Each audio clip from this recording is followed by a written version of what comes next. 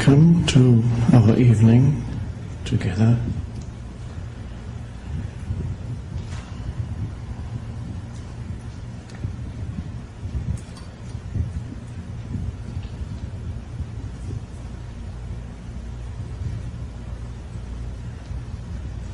I understand that the past few minutes presented to some of you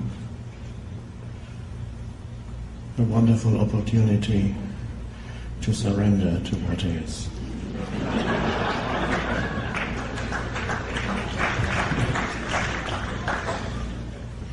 Life does that, always.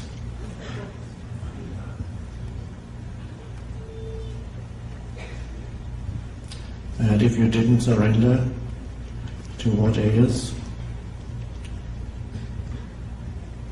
you can now surrender to that.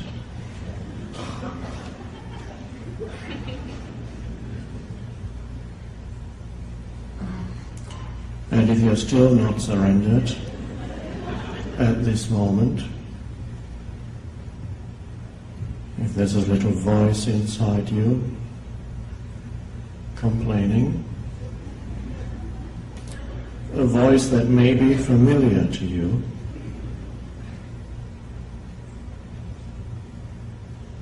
what do you do with that? Recognize that there is a voice inside you complaining.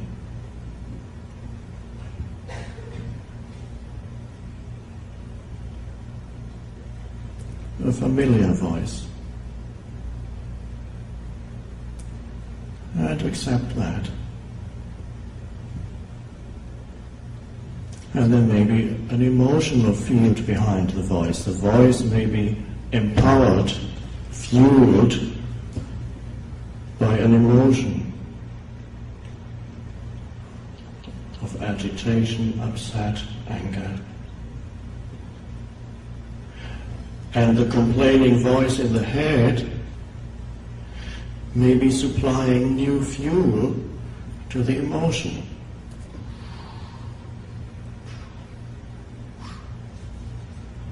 And for many people, that's all there is. That's me, they say. That's their sense of self, their identity. And so they're trapped in a very limited self. So it's for you, the opportunity is there every moment to observe your inner state. And yes, accept your inner state. What else can you do? It is already the case. The emotion is already there. The voice is there to complain, complain, complain.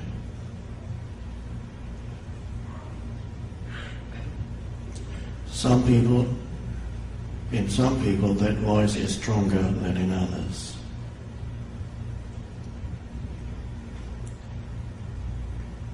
But everybody has some of it. For some people, it's their entire identity. Remove the complainer and there isn't much left. Who am I?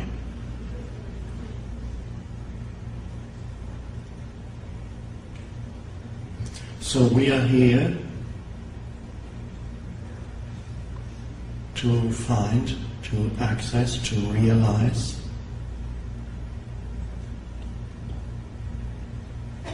that there is more to you than the patterns, mental, emotional, reactive patterns that perhaps for a long time have succeeded in pretending to be who you are. In other words, complete identification with those patterns.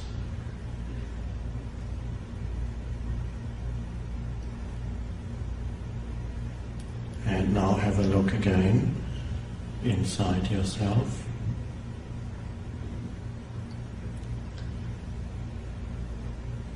The voice may still be there,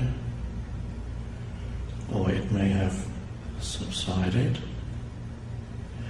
and the emotion that goes with it may still be there as an energy field inside you. Cannot be denied. What you do with it, it is as it is. This moment always is as it is. And so you surrender to the way it is. And with that comes what one could call a very different state of consciousness into this world.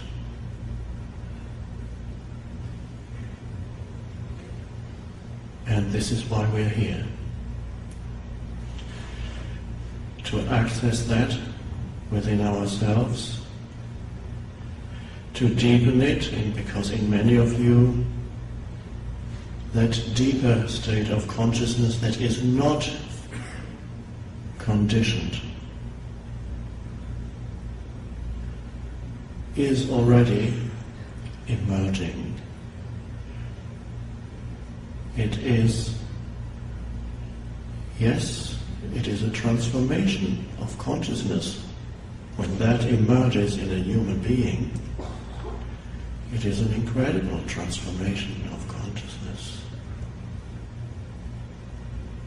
When you identify it with the patterns, sooner or later you will encounter conflict. You will make yourself suffer, and everybody who makes themselves suffer, they make other people suffer too. And then comes violence. Physical is the last level of violence. Before it comes to physical violence, come other levels of violence, emotional, mental. Violence that you do to yourself and to others. Am I saying you shouldn't be doing it? That doesn't work. The patterns have their momentum. You cannot fight them head on. You can only transcend them by, so to speak, taking a step back and allow whatever is to be, externally or internally, with that simple act. And it is so simple, that simple act of inner alignment with now. That simple act of saying, this is what is. This is how it is.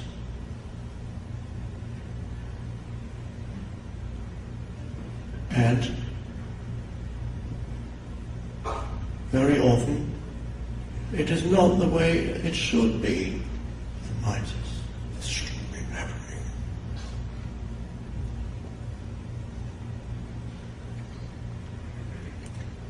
Life is very challenging. The world of form in which you move is very challenging.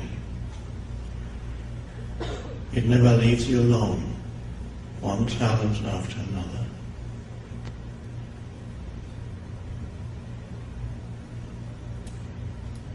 So one way of putting it is, we are here to find the dimension of inner peace. Not the peace that goes towards sleep, not the peace that comes when you drift off into sleep or have had a few drinks, or the peace that comes when the doctor has given you an injection before an operation.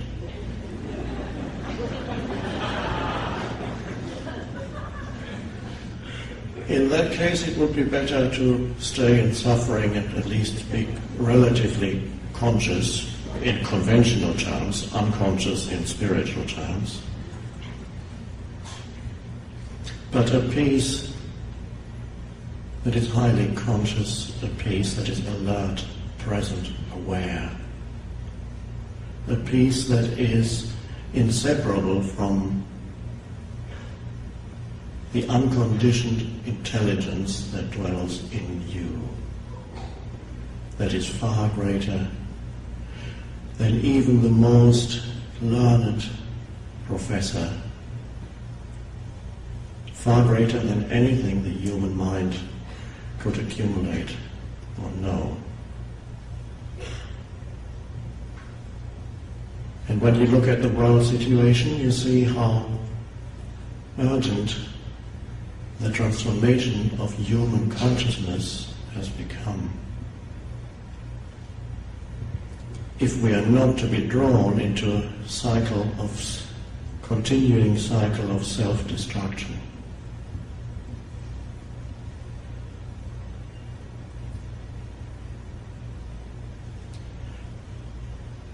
And so this is why we are here. A few words on how to be here this evening so that you derive the full benefit from being here.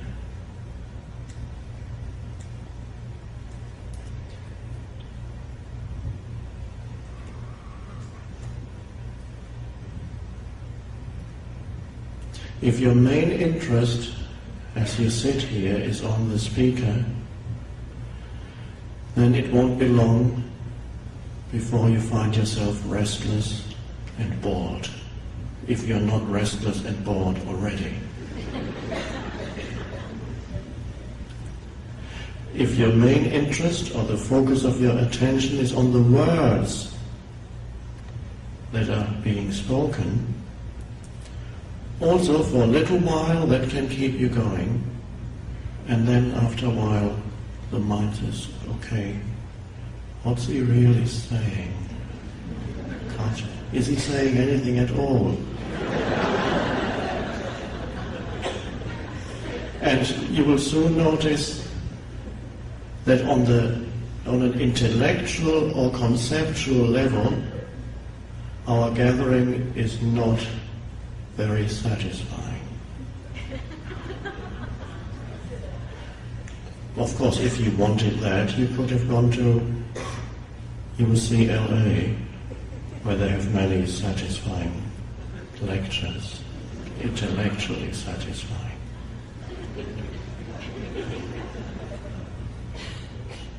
Even on an emotional level, it's not all that satisfying to be here. The kind of thing you get with some preachers.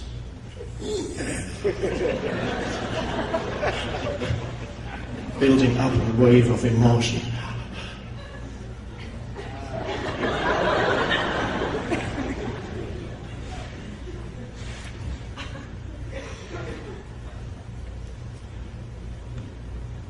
So it could appear that there isn't much happening here, not much being said. And that's because your attention is either on the speaker, maybe somebody dragged you here and said, check this guy out.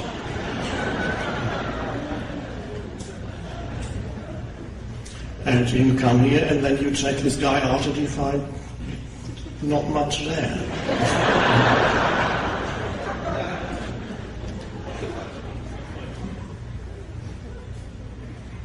And you could be sitting here all this time forgetting the most important person in the room. And of course, that's yourself.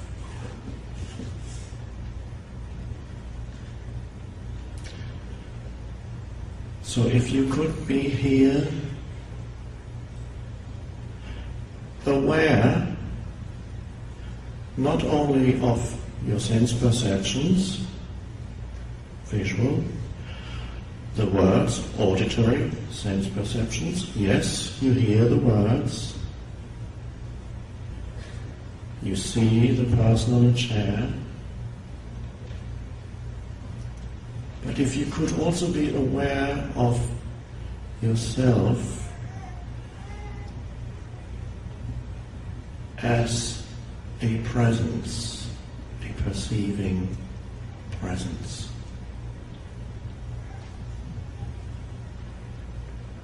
It helps to feel the aliveness in your inner energy field as you sit here. To feel somehow, to sense that every cell within your body is alive. To feel the aliveness in your hands, your legs, your entire body, to have some of your attention there. With the rest of your attention, you listen and you see.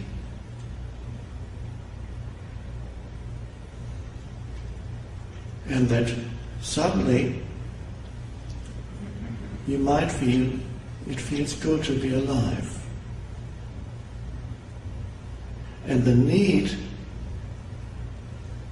for stimulus, intellectual, emotional, sense perception, experiential, the need for stimulus in order to make you feel alive then begins to disappear, because you have a deep sense of aliveness already. When you are not in touch with a deep sense of aliveness, then you need a next stimulus, and nothing can keep your sense of aliveness for very long. You need continuous food for thought, food for experiencing, food for more of this, more of that, to feel that I'm still alive. Drama, you even need drama.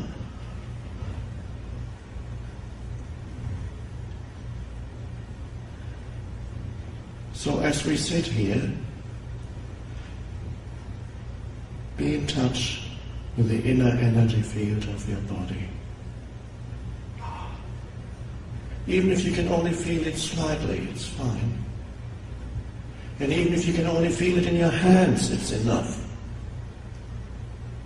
But usually if you can feel that a certain aliveness in your hands, you can also feel it after a while in other parts of the body. So I call that the inner body, which can become an anchor for staying present in the now. The only place, the only time there ever is, here, now. So instead of running away from now or complaining about now, you move into now. You take your attention into the field of now.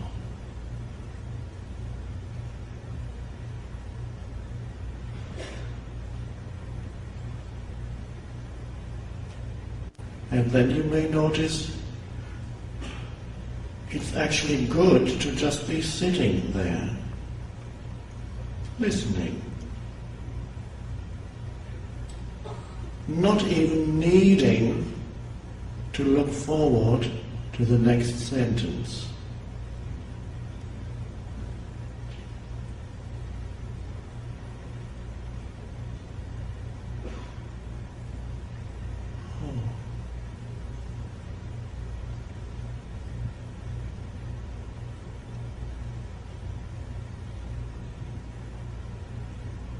And you may notice the stream of thinking slows down. But you don't lose consciousness, you're highly alert.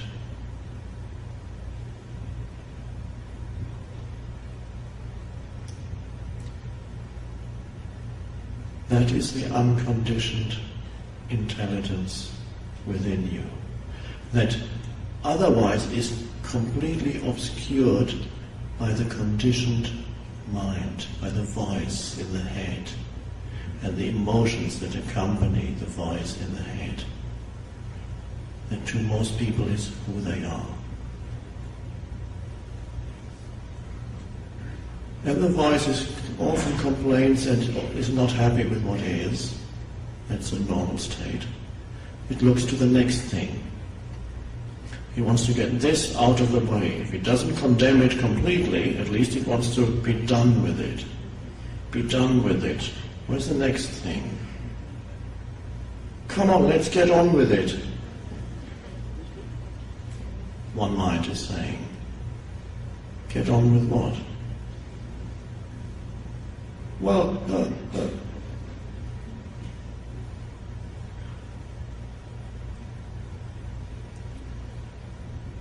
is it possible to live in such a way that your attention, instead of being absorbed continuously by the stream of thinking, that your attention is there meeting the now? Whatever form the now may take, that changes continuously. You arrive with your ticket, no chair to sit on.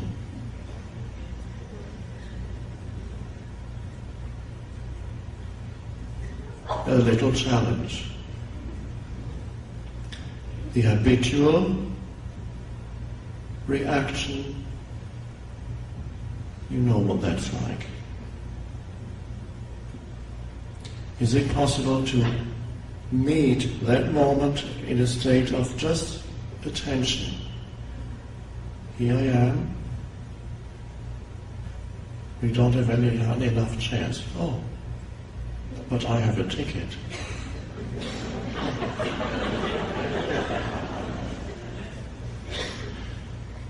Can you get more chairs? Yes, we are trying to find some. Okay, I'll stand here and wait. And to realize that that moment isn't really bad unless the mind judges it. You're standing somewhere instead of sitting somewhere for a few minutes. But the strange thing is, one's sense of identity, one's sense of self gets strengthened. The self that is derived, the sense of self that is derived from mind, it gets strengthened if you react and complain. Because then, whenever, this is not a personal matter, if you did it, don't feel that this is a personal shortcoming of yours. It's the human mind. That's all. Nothing personal in it whatsoever. If you make it personal, then it becomes a problem. You become a problem to yourself. And he says, you see, I'm not spiritual yet.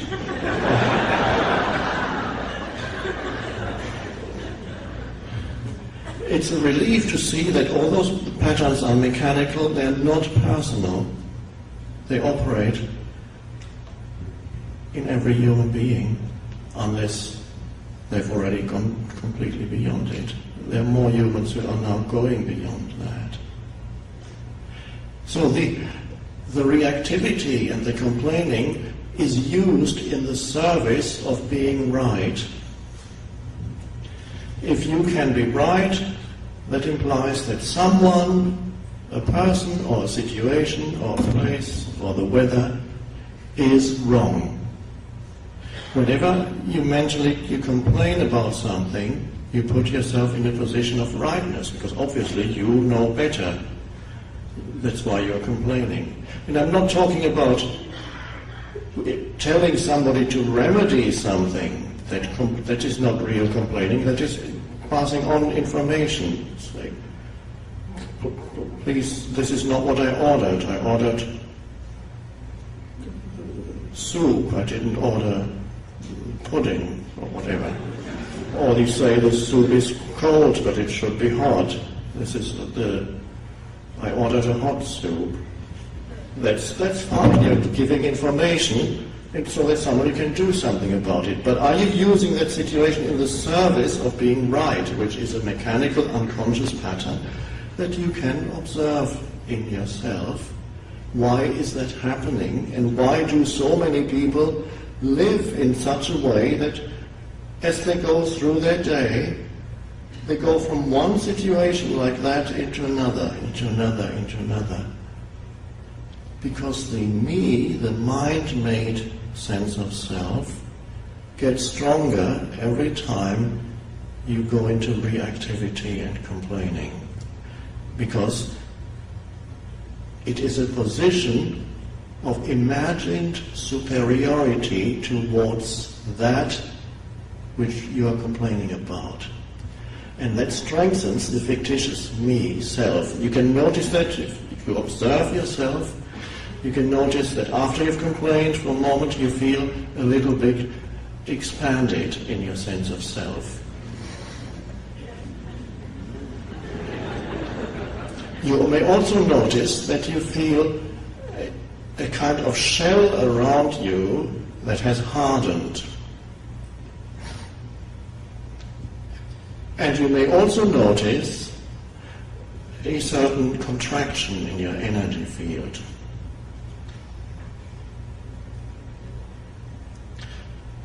And if you are very alert and in touch with your body, you can notice that although you seem to be enjoying yourself doing what you do, but you are not really. It's suffering, but it's not recognized as suffering. The egoic entity, the mind-made me, likes it, because it strengthens itself through that. Your body doesn't like it at all. And if you can see what it does to your body going into that state, you would be shocked. What it does to the energy flow in the body, what it does to every aspect of the functioning of the body. So the body feels injured by this, because it is, yes, it is a form of violence.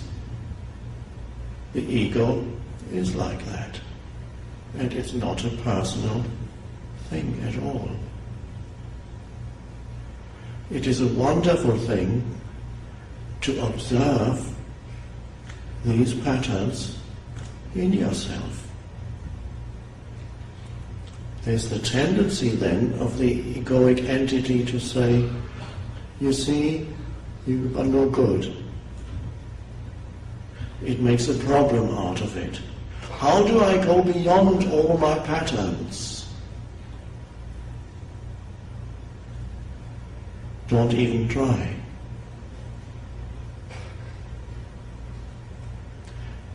Just be with whatever pattern arises in you at this moment.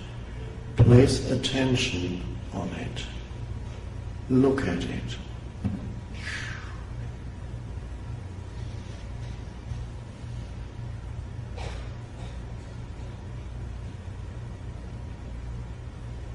And allow it to be. The most powerful transformer is that. It transforms your consciousness. Now, this sounds as if you could do it. I'm saying this is something that you can Can I do that? Can I allow this moment to be? Yes.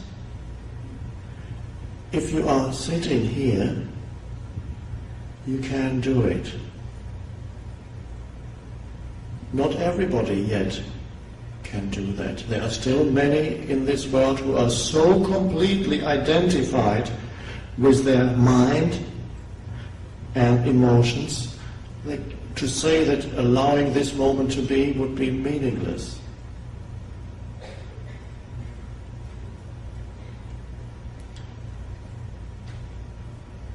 And you become very effective because an intelligence that is greater than the accumulations of the human mind suddenly emerges. And here's a situation in the field of now, and you place that attention on it, that has no reaction in it, because you receive what is, like this. You say, I allow this moment to be because it already is. And then there's a flow of attention. And in that attention there's enormous intelligence. Greater than the conditioned intelligence that is the human mind. And that, if action is required, action then comes out of that intelligence that is already in you, in everyone, simply obscured by the conditioned, by the human mind, by the stream of thinking, the continuous mental noise. So in everyone, that dimension of consciousness that in the ancient teachings sometimes called enlightened is already present within you. And for so many years, spiritual seekers thought they had to achieve or attain a state of consciousness that they read about or heard about in the teachings. I need to become enlightened. I need to become free, liberated. And so what they did was, the old mind patterns came in and transformed the original teaching into future, which is how the mind operates when you're totally identified with it. The next moment is always more important than this one. That's how people live. The enormous psychological need that is in everyone for the next moment, that is so normal that most people don't even notice it. Everybody lives like that. Whatever you see on TV, everybody lives. Continuous stress towards where's the next, missing the only thing there ever is, which is now.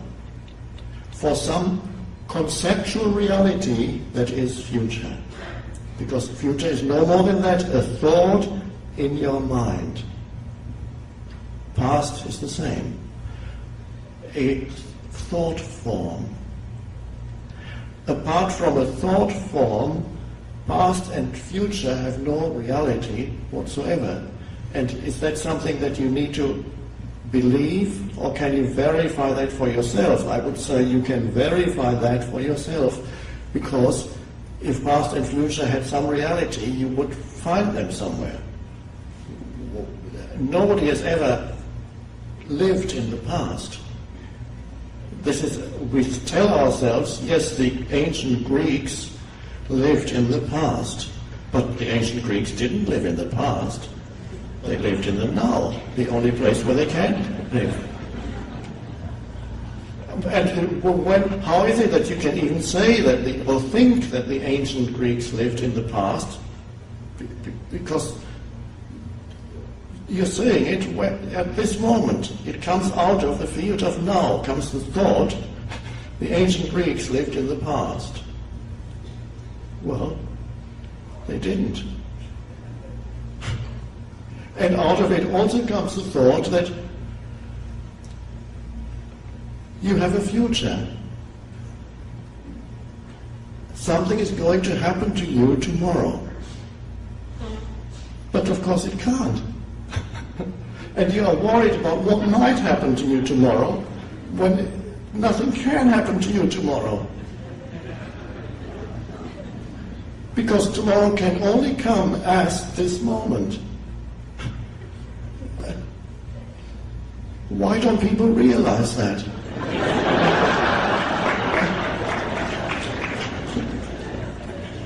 And what an insane way to live, to disregard the only thing, no thing, that has any reality whatsoever, which is now. Your life, the one thing that never left you, is now. Cannot leave you. It's always.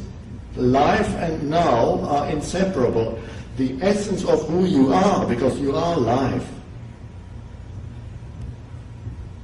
You are both a form of life, a temporary expression, but you are also, on a deeper level, you are life. Taking on a temporary form. We could also say, you are the one life, the one consciousness that takes on form as a thought, as an emotion, as the entire universe. But the essence of who you are is life, unmanifested in your essence, timeless. And life and now are one, which means maybe I should have kept this for the end of our talk, otherwise we'll go home. Which means you and now are one, because life and now are inseparable. Now the mind says, does that actually mean anything? But when I say, you are the now, if you try to think about that, you won't get very far.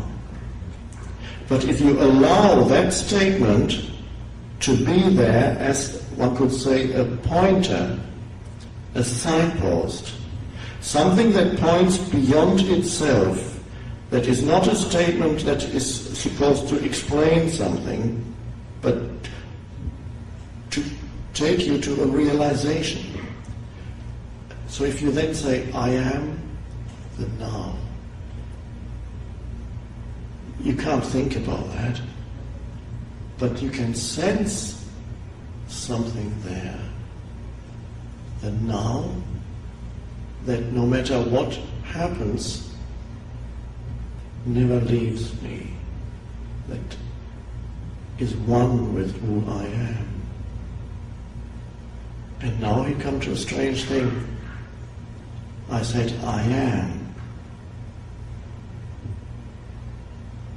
Those are very mysterious words. I am. The most misused word in the language, and the most used word in the language, I. But usually, when people say I, they refer to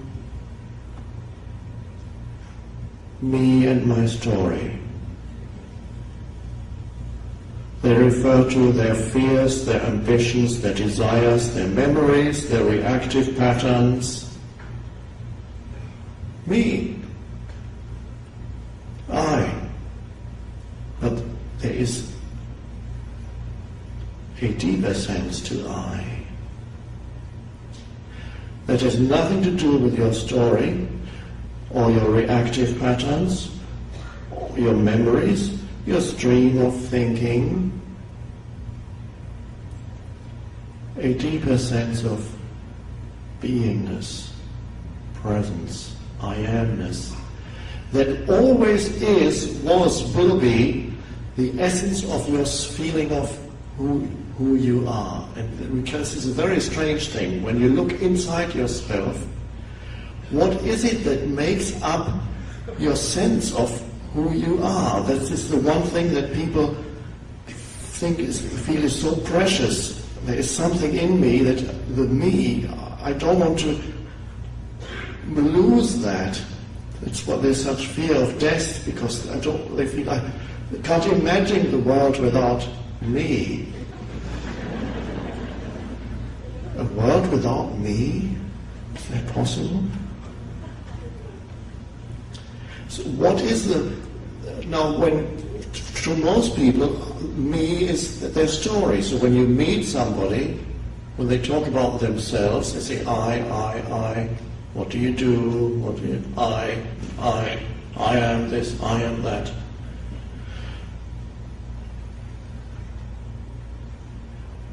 But they believe that their identity lies in their story, their history, their story, their reactive patterns. And that identity feels incomplete to almost everybody. Everybody, in fact. An identity derived from a story feels incomplete, so you need the future to complete me and my story. That's how people live. That's the desperate need for future, and the future never completes your story. No matter what you add to the story of me to make yourself finally have arrived, your whole life is made, suddenly it all makes sense, and they always lose ends. Even when you finally make it, everything is there, and then sooner or later another form crumbles close to you.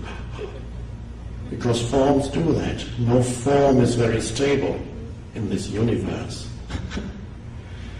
So you arrange your life circumstances, try to get it all into place, career working beautifully, relationships working beautifully. This is the story of I.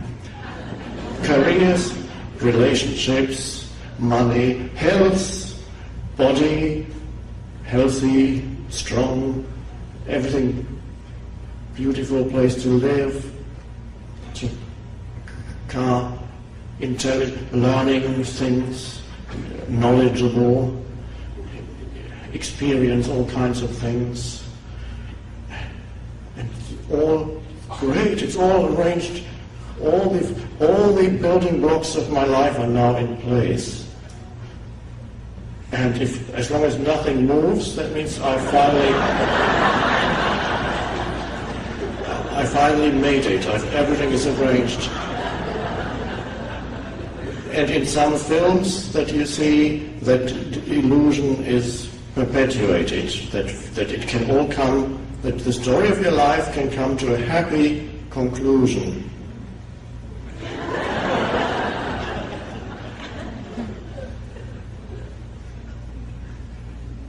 And you can see that when you read a work of fiction, you get the so-called happy ending.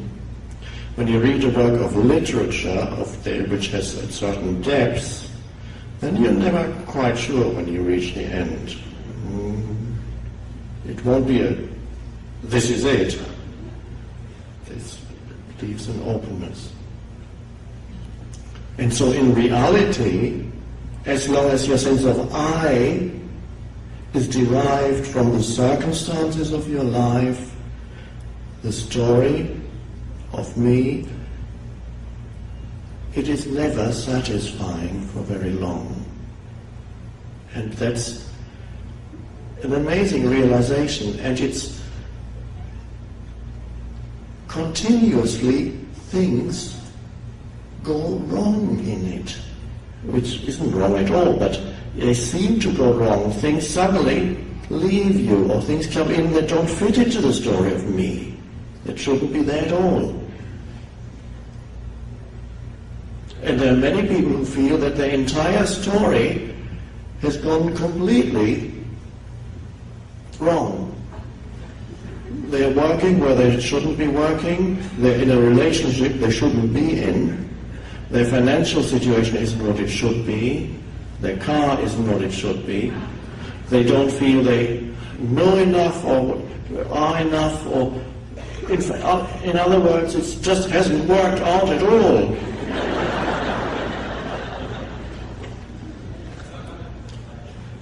And the feeling that they have is, I'm not yet myself. I'm not yet me yet fully. I have some idea of what I could be, but it's an idea in the head. And you might live with the delusion that, as I had for many years, that one day the world is going to recognize you. And you finally get the recognition that you deserve. Throughout my 20s, I lived in that delusion. Is somebody going to finally recognize me? And of course, I was continuously unhappy and unrecognized. And then a strange thing happened. I recognized myself. And then the need to be recognized by the world disappeared.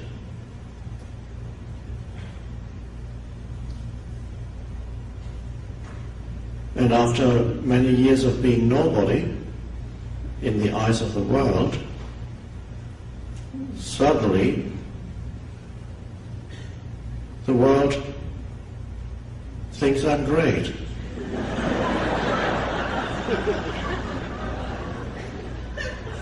Finally, they recognize me.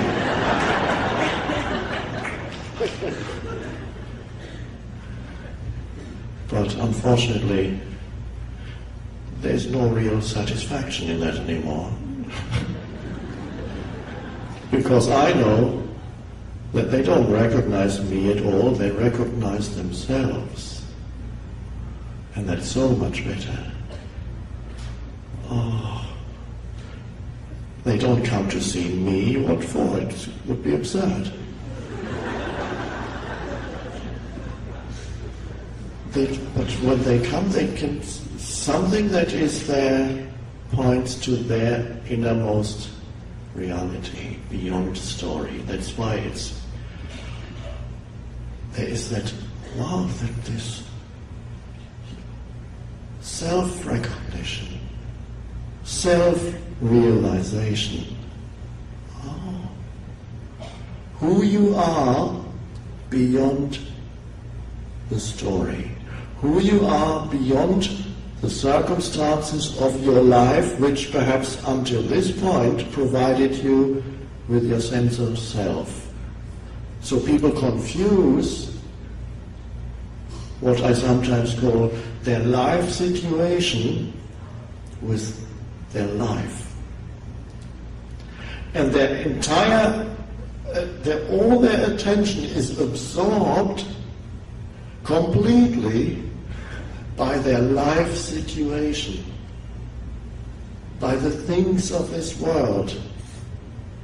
And this is when you look around you, as you go through your daily life, this is how most people live, with their attention entirely absorbed by things in a wider sense, in a narrow sense and in a wider sense.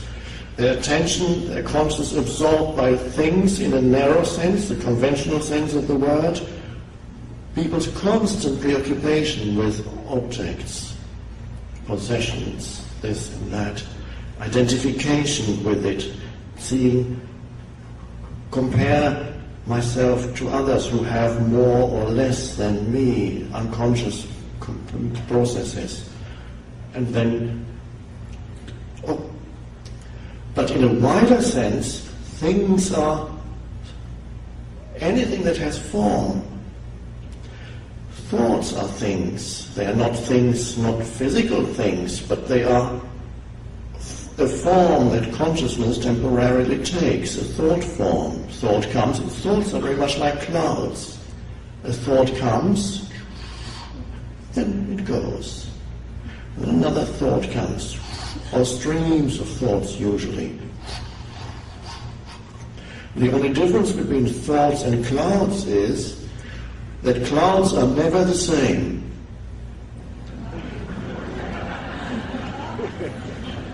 And thoughts, 98% of it are very repetitive.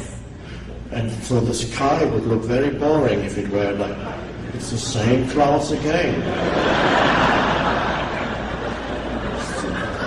It's the same clouds as yesterday.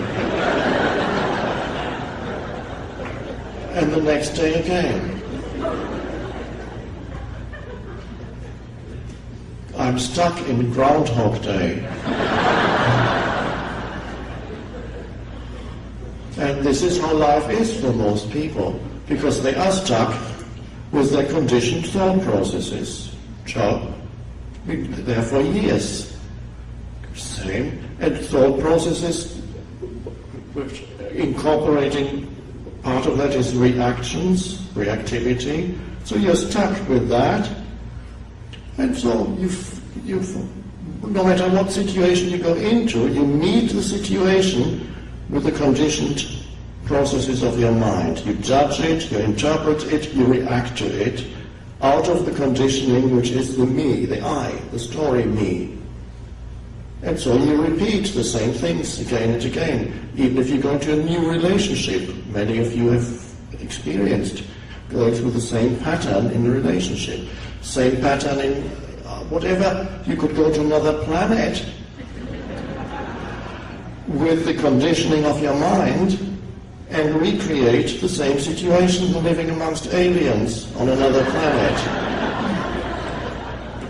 Nothing would change if that remains in place, if identification with the conditioning, which is the stream of thinking, the emotions that go with it, the reactive patterns, the judgment patterns, the ways you interpret things, you immediately think, this is how it is, and commenting on whatever happens out of the old conditioning, every event, every person you meet, immediately is judged, commented, put a few little labels on.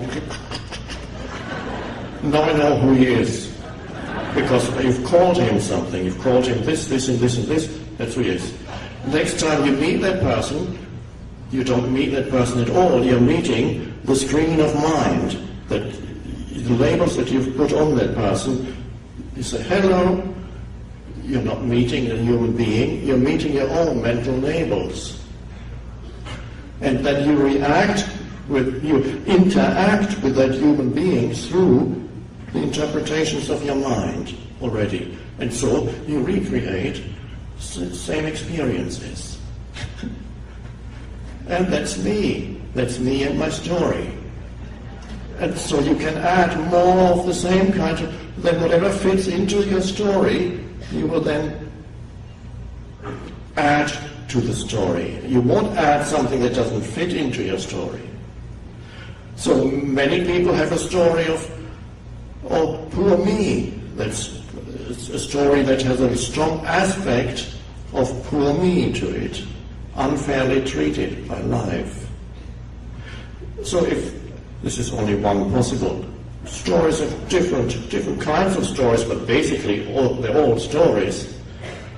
If it's poor me and unfairly treated by life, you will select those things that conform to your story already, things in your experience. You will almost recreate that.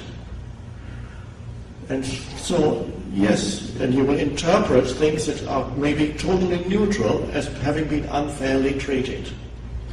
You go to a restaurant, the waiter ignores you completely, it's happening again. Because your mother ignored you the first 10 years of your life, and then you have a very strong reaction, and then you can tell a story about it. I went to that restaurant, and he looked, I could see him looking at me, but he didn't come over. And he wanted to, and so you've added more. The story grows. And what's the actual, in most cases, the situation is quite neutral. What you add to it out of your story gives it fuel, karmic fuel. So as an innocent thing of somebody not acknowledging you, to some people who have a different story where that is not an important ingredient, is meaningless. To somebody else, probably doesn't return your call. To someone who has a story that has other issues but not acknowledgement issues, it's fine, he didn't call me, okay. But to someone else who has a story that's associated with not being given acknowledgement, attention, out of the past conditioning, there will be an enormous reaction. How dare he? Who does he think he is? He let me down again. Everybody say, all women let me down, all men let me down, whatever. We know this, the ways in which you interpret reality is through the conditioned story of me. It's a heavy way to live, and then you don't see that the innocence that is actually in situations when you do not impose an interpretation on it, when you do not attempt to incorporate a situation or a person or an event into the story of me, or do not attempt to push it away because you can't fit it into the story. This shouldn't be in my life. Why am I in this office? This shouldn't be happening. So you try to push it. See how automatic the process of labeling, interpreting is, and see how simple life can be if you can allow this moment to be as it is without imposing the heaviness of a story on it, to try to fit it in or reject it, because either it will enhance your story or it will make your story somehow doesn't fit in at all. It shouldn't be happening. It's one of the two. So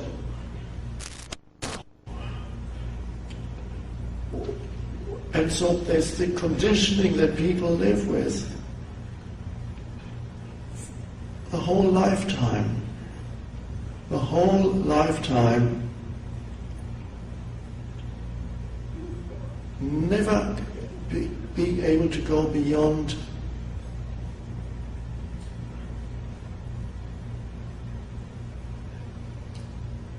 a limited sense of I.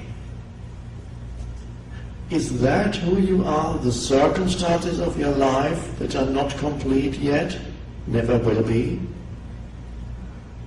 The story that you tell yourself or others, a few reactive patterns?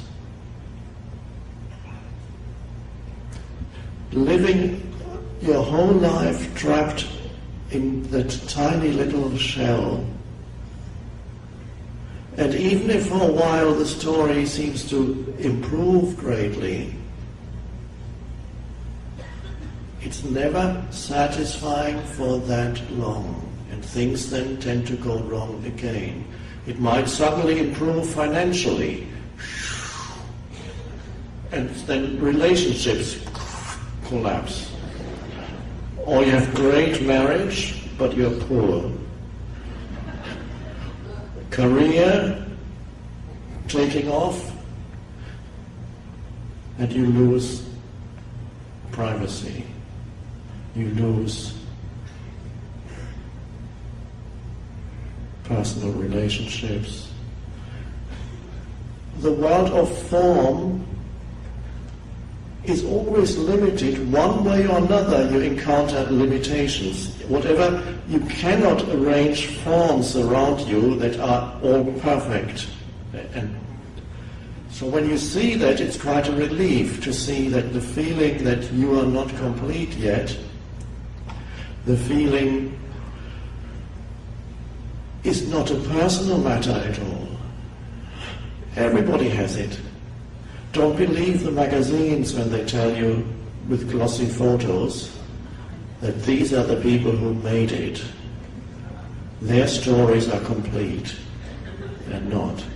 They're just as unhappy as everybody else.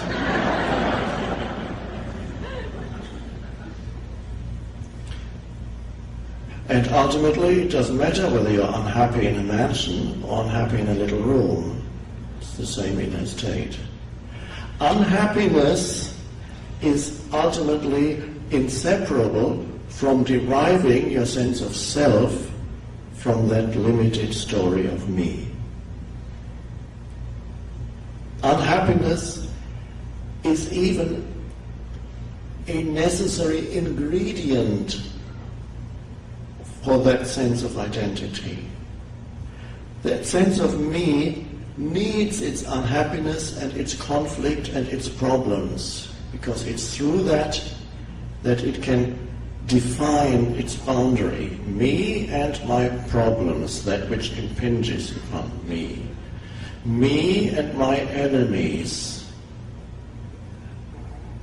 It loves its enemies, the me. It needs its enemies.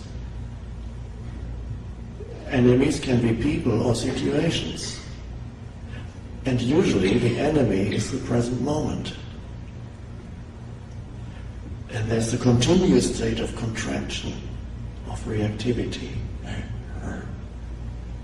So this is how people live. They make the present moment into their enemy. The only place where life is, the only place where all there ever is this.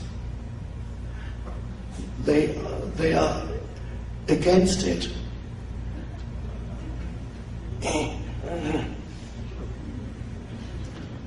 Not aligned with it internally, out of alignment. A strange way to live. Suffering, great deal of suffering arises. And so the mind-made me is a suffering entity ultimately. Occasionally it gets a few pleasures, but they never last that long. Occasionally it gets a high. You add a thought form to me. Just bought a BMW.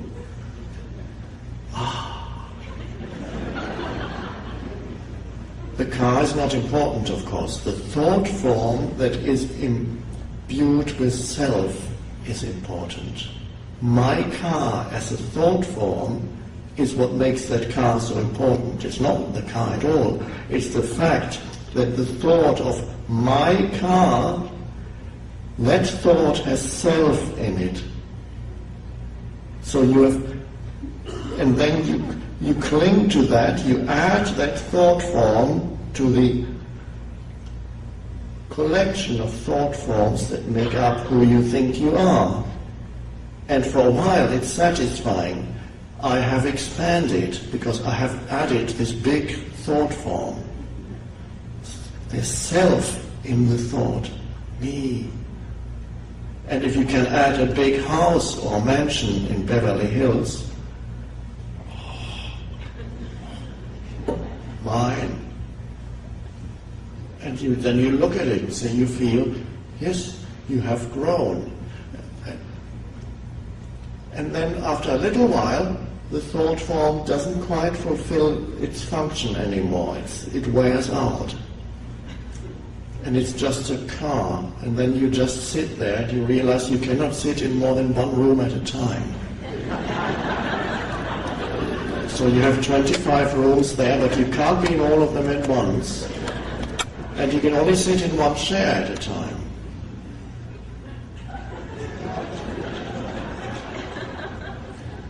And then the thought form of mansion isn't all that satisfying anymore. And if you have made it in the eyes of the world, you've reached a dangerous point now, because you can't think of anything else to add to me. you have it all. There may be a few people here who have reached that point and have also seen the unsatisfactoriness that is even there. Otherwise you wouldn't be sitting here. You would be enjoying. And it is not to say that you cannot enjoy the world of form. It is beautiful, it is to be enjoyed. So many beautiful forms around you. Forms become heavy when there is a self in them, a sense of me, self. Then they become problematic, and then you begin to suffer and be unhappy. So why not have a mansion? Am I saying renounce all your mansions, move out of Beverly Hills? No. It doesn't really matter. You can enjoy that. Why not? Beautiful forms around you. And if the mansion should collapse and leave you, you may suddenly find yourself sitting in a cabin somewhere else, still feeling the aliveness within you and the fullness of this moment. The incredible fullness that is concealed underneath the appearance that this moment takes. But you cannot get beyond the form that this moment takes as long as you are fighting internally with the form that this moment takes, which is the normal way to live. That keeps you trapped in form, your own form identity, fighting some form around you. But if you can allow whatever form this moment takes to be, because you have seen the insanity of living in any different way, and also because you have seen, and this is maybe a little shocking at first, when you see that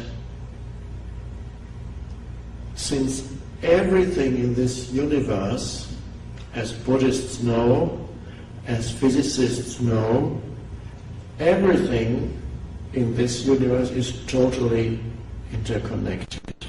What we perceive as separate things, bodies, events, situations, are not ultimately separate. There is a web. The entire cosmos is one web of interconnectedness. There are ultimately no separate events or separate things. Every little thing is connected with the totality in ways that we could not possibly understand. Even Einstein could understand even 1% of how everything, but he had great insight. Nobody can intellectually understand how, in what way an event is connected to the totality, but we can see that it is connected to the totality. And that means whatever is has come about by the totality. Whatever is cannot be otherwise. It doesn't mean that nothing is ever going to change, no, but the isness of this moment, the form that this moment takes is as it is, because the totality with which it is connected has brought it about. So if you judge it and react it, you separate something out of the oneness and say this is a separate event and this should not be. So when you see the inevitability of the form that this moment takes, wow. Even arriving here, just to take a relatively insignificant example, arriving here and finding not enough chairs. Why should that be happening to me? I got my ticket. Well, the entire universe has brought this about. Of course it has. Whatever form this moment takes, we cannot know how it is connected. It's only occasionally that in retrospect something happens to you that the mind says, this is a dreadful thing, it is a senseless thing that happened to me. If the universe seems to be a place of complete, where random things happen, just complete absurdity, like a theater of the absurd to some people. And only years later do you realize, if that thing that I called dreadful at the time had not happened to me, all this would not have happened. I would not have changed, I would not have realized this, I would not have gone beyond this limited sense of me that I was. Oh, and so occasionally you can get a glimpse of how a seemingly meaningless event does make sense within the totality, within the whole. But in most cases, you cannot know through the intellect how this event is connected to the totality. All you can know is that it is connected to the totality. And so, if you then allow it to be because you see the futility of internally resisting the totality, then you become part, you were already, but you somehow had removed yourself in an illusory way from the totality. You become part again of that, and an enormous energy and intelligence can express itself through you when you drop the resistance to what is. The intelligence of the totality, of the cosmos, the one intelligence, can express itself through you then. And that is why all creative humans, no matter what their field of creativity is, in their field of creativity, they have the ability to step aside as the me and be in the state of surrendered, aware presence, the state of attention, the state of looking at a canvas, looking at a piece of paper, looking at whatever even the scientists using thought for a while and then arriving at an insoluble problem, and then looking. Thinking comes to an end for a moment and is replaced by what we could call pure attention or pure awareness. And in that moment, an intelligence that is greater than the accumulated intelligence of the mind operates. And in that moment, the creative impulse comes. And the creative impulse always comes from somewhere beyond the little person, the little me. And the little person subsides when you allow this moment to be completely and give it your full attention. The two go together. You allow what is to be, and you give what is your attention. That is the awakening of unconditioned intelligence in you, and that is when your life suddenly shows enormous capacity for transformation and renewal that goes far beyond what anybody could have predicted when they looked at the conditioning of your mind, far beyond what any psychoanalyst could have predicted after analyzing the content of your mind for 12 years. Because that would be moving within the realm of the conditioned. And so, for those humans who do not move beyond the realm of the conditioned both personal, in a personal sense, and the vast collective conditioning that you inherit, that is to do with the culture you live in, the time period you live in, the genetic conditioning, the very fact that you are a human is already means you're conditioned in many ways. There you have a mind, a human mind, which is collectively conditioned already. So those, and then comes your personal conditioning from your childhood and your life experiences. So those humans who don't go beyond their conditioning, you can predict more or less within this realm of relative certainty how their life is going to develop. Yes, things may change on the external level, but you can more or less predict their relationships, the problems they're going to have, because it's all already there in the conditioning. And the conditioning may be, in some cases, in some humans, it's better, relatively better than in others. You could say, although all humans have the basic collective conditioning, they are burdened with a mind that never stops thinking. They are burdened with the pain of humanity that each human carries inside as the pain body. That's the collective that each human has. On the personal, there are variations. Some humans come into this world and say they've got it made already. When they're 18, they already drive the Ferrari. Everything they've ever wanted is given to them. Well, if you look at their lives, you may find it wasn't all that great to have that. Others come into this life, we could say every human comes with as given a block of piece of wood and say, here, that's your conditioning. And some blocks of wood look already quite nice. I can work with that easily, can make that.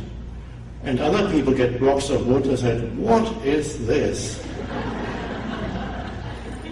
They are born into totally dysfunctional families. Everything seems to be designed to make their life hard and difficult. And yet they may end up in prison, and yet at some point it happens to some humans, and it's happening to more and more human beings on the planet now. At some point something arises that cannot be explained from the conditioning of your mind. Something arises in a human being you could have never have predicted, that this person, the criminal who all his life committed crimes, ended up in prison, spent 10 years in prison, and suddenly, through the suffering became so unbearable, suddenly the story, the life, the I that is identified with me and my story collapsed through surrender because the suffering was too much. And there was simply the isness of this moment. And I have received quite a few letters from people in jail who have experienced this very same thing. Suddenly becoming free of the me, of the heaviness of identifying with me and my story. And what's left then? A field of aware presence.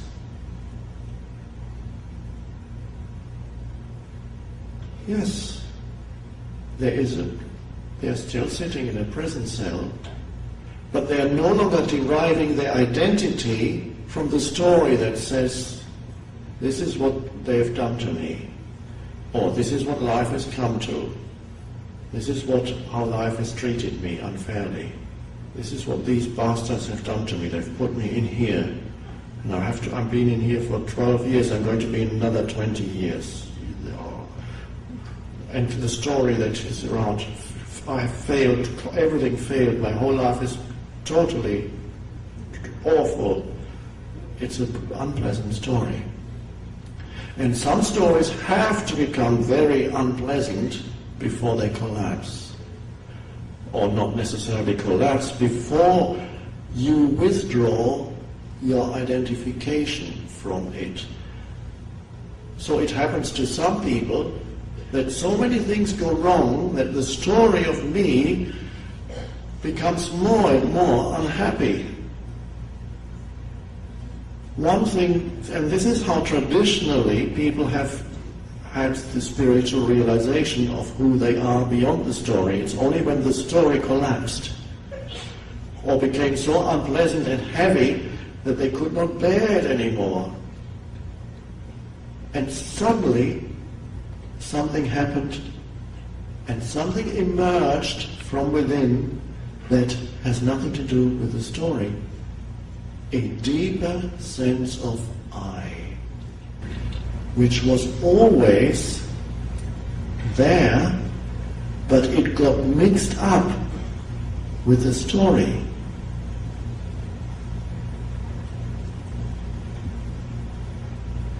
So when you look at your life, you may find that when you were in your teens, early 20s, your life was very different from the way it is now. You may have gone through tremendous changes already, totally different life situation perhaps, but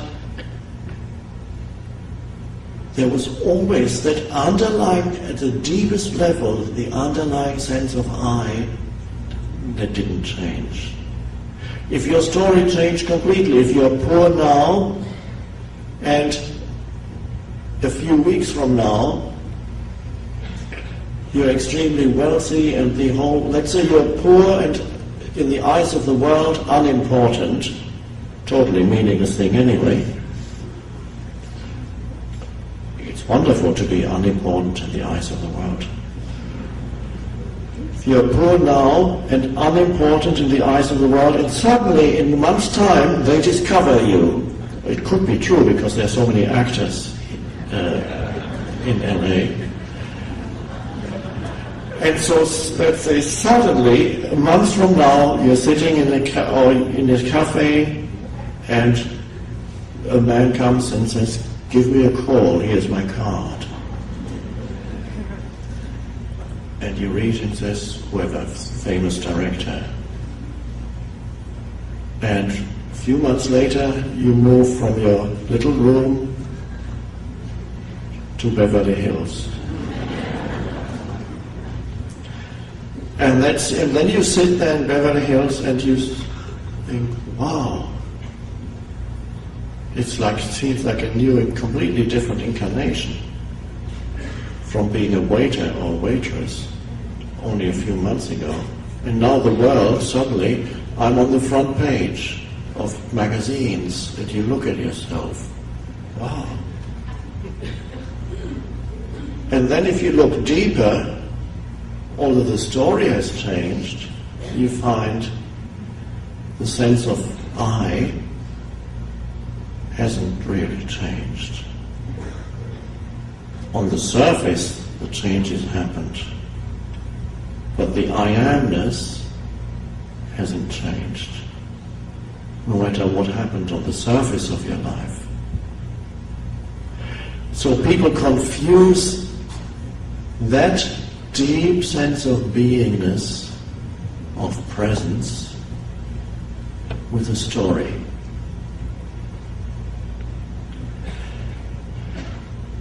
So if you can step out of the story and feel that directly, the sense of beingness, of presence. Nothing to do with your life situation, your past or your future. Nothing to do even with your name. There is an underlying field of presence, of beingness. And that, miraculously, is inseparable from what now is in its deepest sense.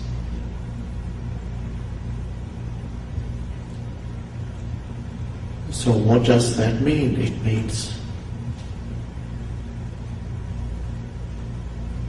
consciousness.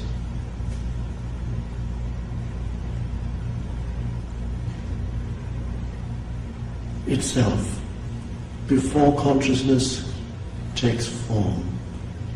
That is the deepest part of who you are. You are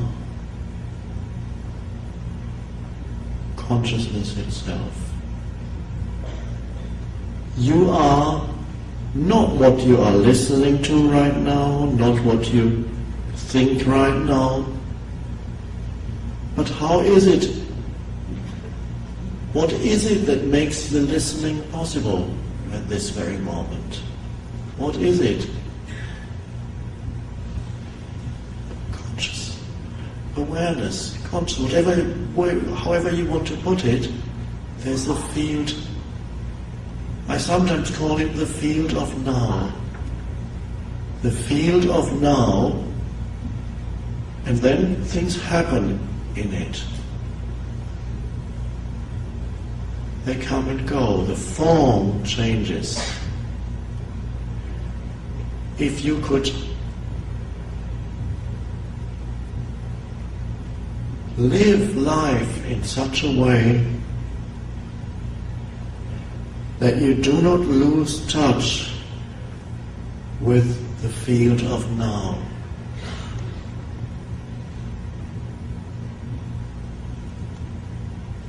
then whatever happens in the now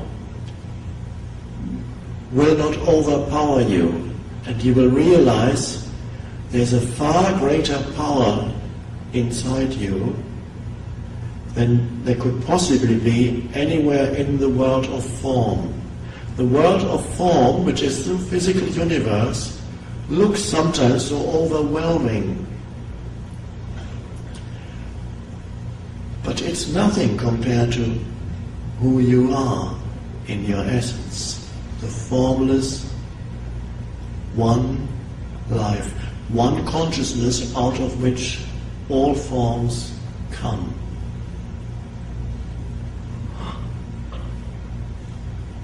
And so, just one additional pointer to this.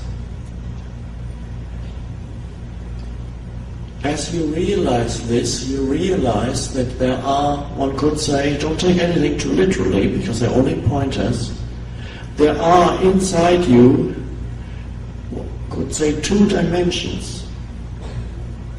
This is very, very simple. This could be explained to a 6-year-old. There are two dimensions inside you, and this you can verify because as within, so without. There are also two dimensions outside. What does that mean? Right, it's very simple. When you look around, and I suggest you go do it at night, the sky is clear, you look up at the sky, and you see, of course, you still see what's on around you, the houses, and so on, and then you look into space, and then you realize, when you look into space, you realize that whatever is out there, there are two dimensions. It's almost too simple. There are things in space, galaxies, billions of galaxies, of suns. There are things in space, and there is space. When you look outside, that is obvious. And when you look into space, the vastness of space is beyond anyone's comprehension, when you look out into that vastness with a few things in it, so-called things, you see, it is awe-inspiring to look out into space, and when you truly look, your mind becomes still. You can't explain space. They've tried, but they didn't get very far. And then as soon as you start speaking about space, you ask questions, well, okay, how far does it go? Well, and then some say, well, it goes on forever. Forever. And what's behind that? And others say, well, it curves back upon itself. And then you think, okay, but then what is outside this thing then? There must be something outside if it curves back. Impossible. Totally incomprehensible. But what you can think about is the things in space. You can actually get a telescope and look, there is a star that's in such and such a star.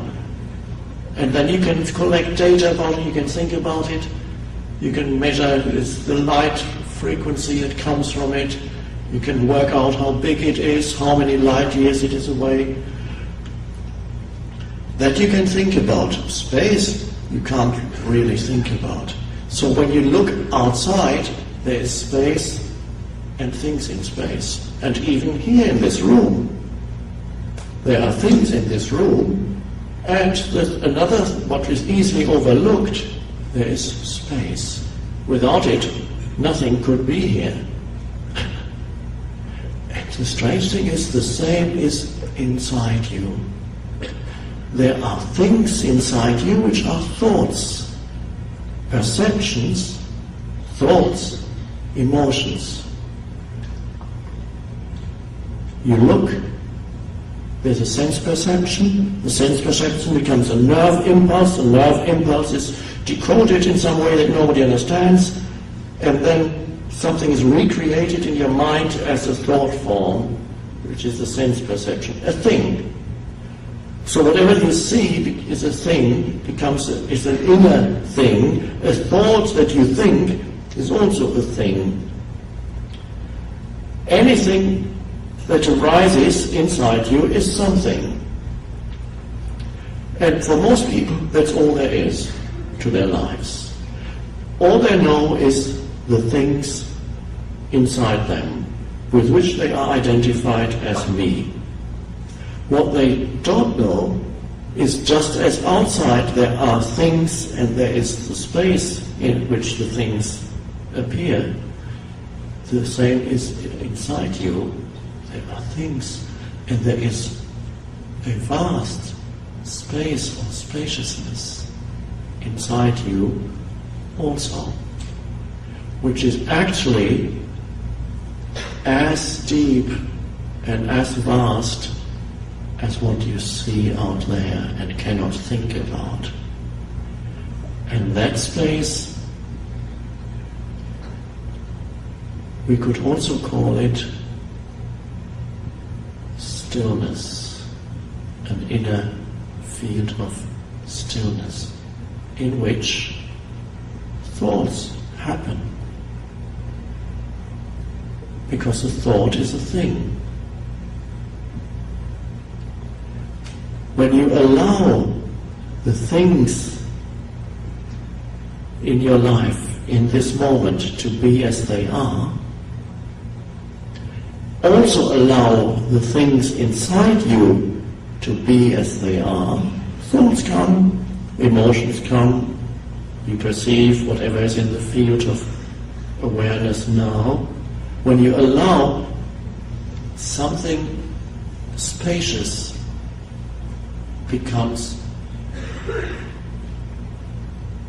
is realized inside you, a sense of space opens up inside you, and you realize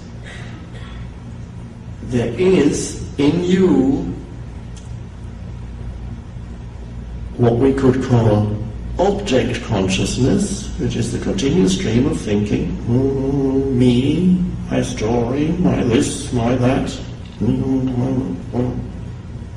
And there is also inside you space consciousness. And in many of you, that dimension is arising in your life, the unconditioned consciousness, not a form.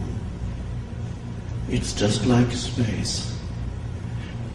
It's not a thought. You can't think about it, and yet all thought comes out of it. So, we are speaking of a sense of inner spaciousness that is there when you allow the form to be as it is, because allowing is space. Without allowing in your life, everything is crammed full with objects, one after one damn thing after another. One damn thing after another. Why doesn't life leave me ever alone? And one thought comes after another and another. And the same history of humanity, as many of you know, I've quoted it a few times. One damn thing after another was Winston Churchill's definition of history. And it's the same still. Switch on the TV. Oh, they're doing it again. Wasn't the 20th century enough, the horrors of that? Didn't they learn? No.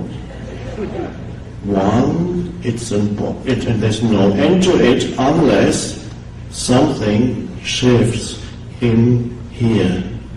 So unless something shifts in here in a sufficiently large number of people on the planet, otherwise it can only get worse.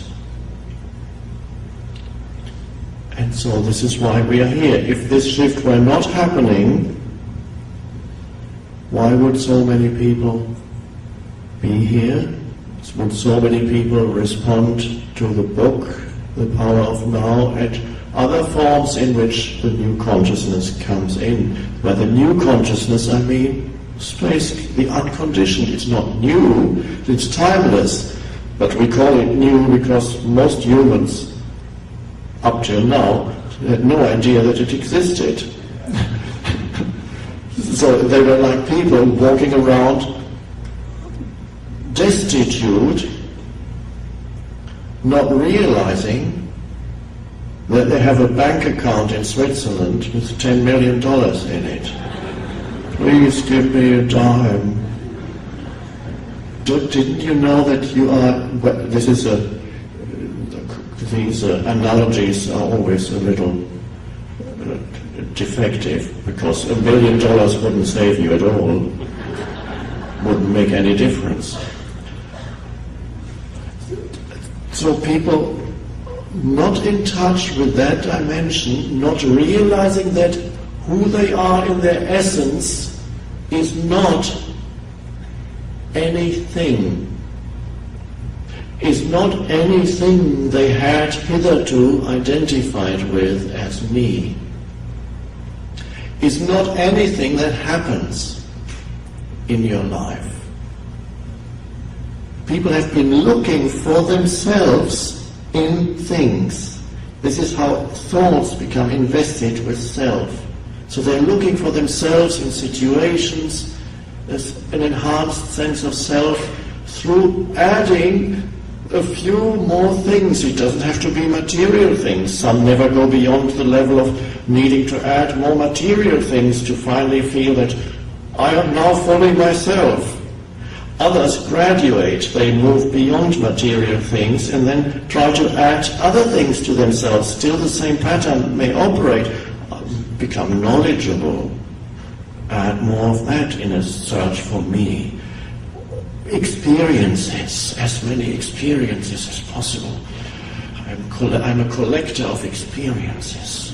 I'm looking for the next thing to experience. Where's food? Again, it's not food. The body doesn't want the food. It wants only what's needed. But the need for more gets translated into the physical realm. The body doesn't want unlimited sex. Occasionally it wants sex. It's part of the natural functioning of the body. But it's the obsession with sex or the obsession with food is the need for more, which is in the human mind, to add more. I feel so incomplete. Okay, let's have some more sex. Or let's go to the fridge. And so the need for more, which is deep-seated in the human mind, more, which is the need for future, the need for the next moment, can become translated into the need for another sandwich or piece of cake. And for a little while you feel, and then again comes the feeling of lack, not enough. Okay, where can I get more now? TV, another experience. You watch violence on the screen. Anything to avoid spaciousness.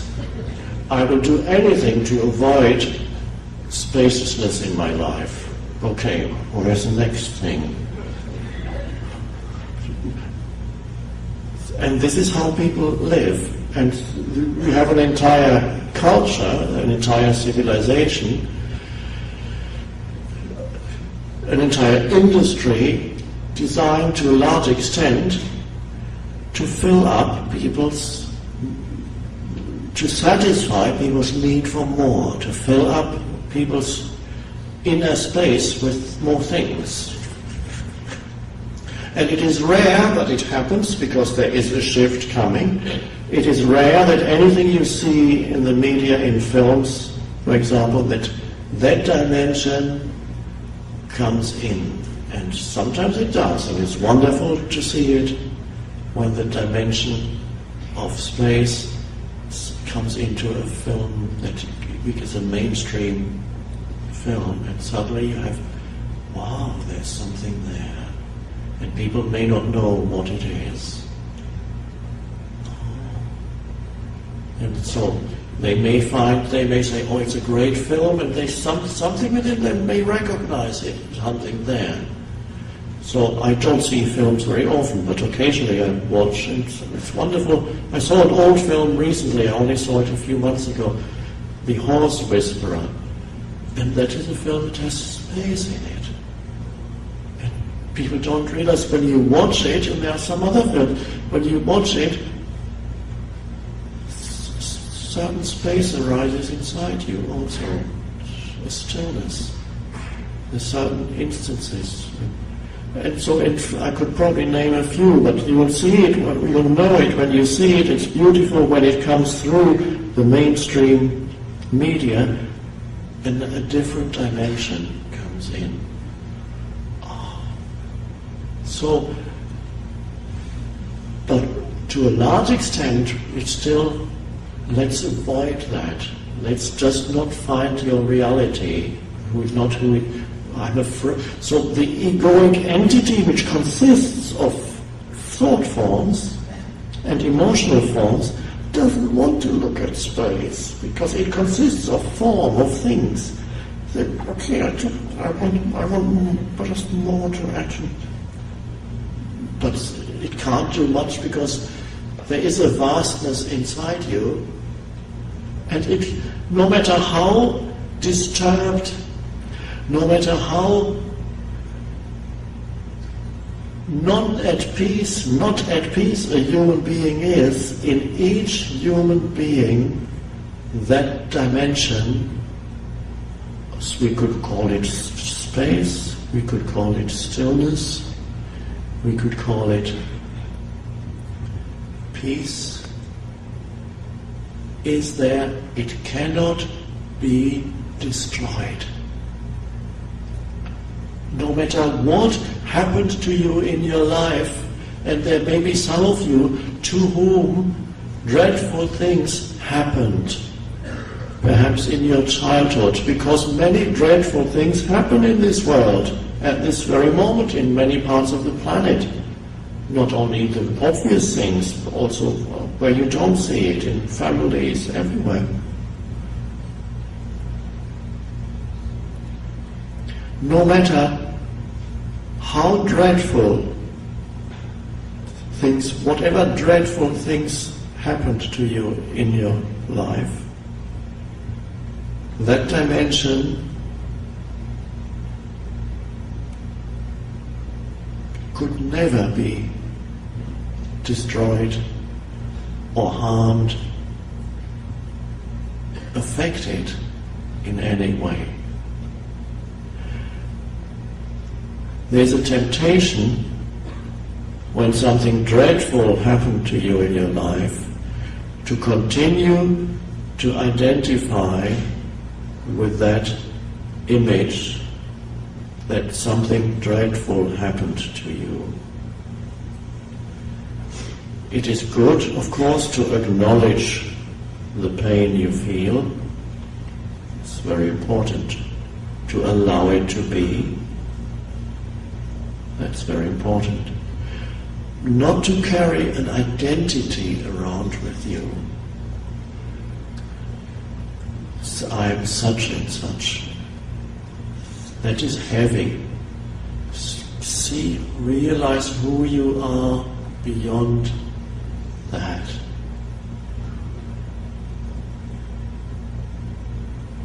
And it also applies if you did something in your life to someone because you were unconscious, you couldn't help it. This is the humanity. Don't carry with you the self-image of someone who did that. It was one of the expressions that human unconsciousness can take. And what is human unconsciousness? Unconsciousness is complete identification with a conditioned mind. That's all. And there is nothing ultimately personal in it. It is not who you are. It gets mixed up with the I, with the now.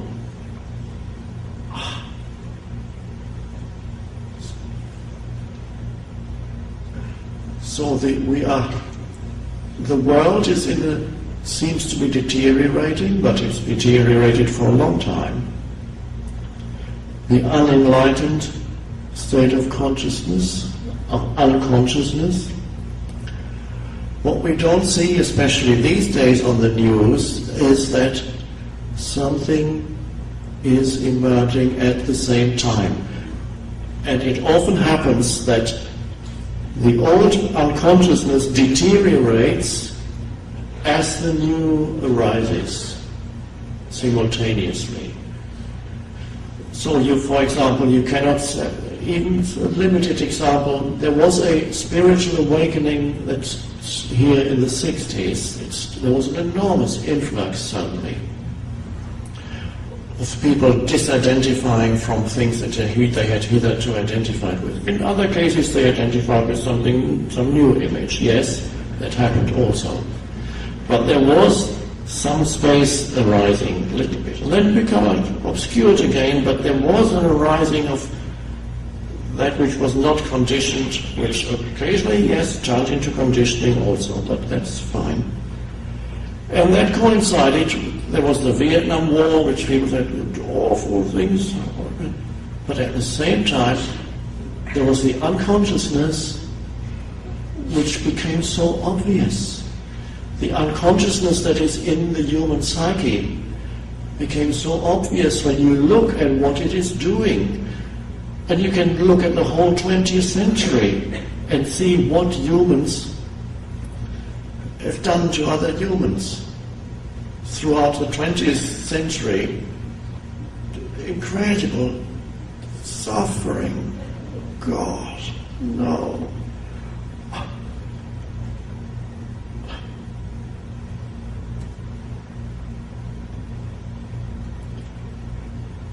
And don't fall into the temptation of believing that what you see on the TV screen is all there is. When you watch TV, I recommend that you don't watch all day long, especially these days. When you watch the news or anything else, don't underestimate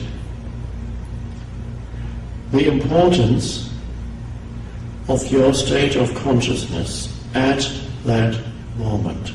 I'm not saying don't do anything. Whatever you do, you will do. But let the doing come out of the unconditioned, not the conditioned.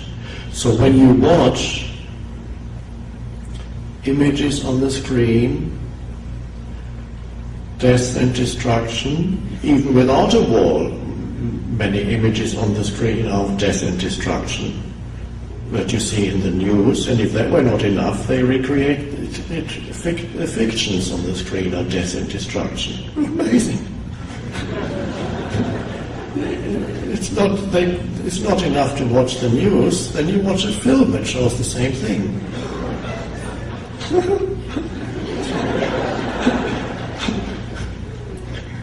When you watch the news, don't underestimate your state of consciousness as you watch. And be aware,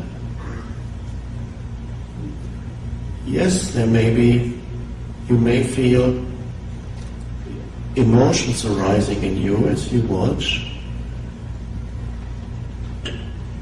but be prior to the emotion.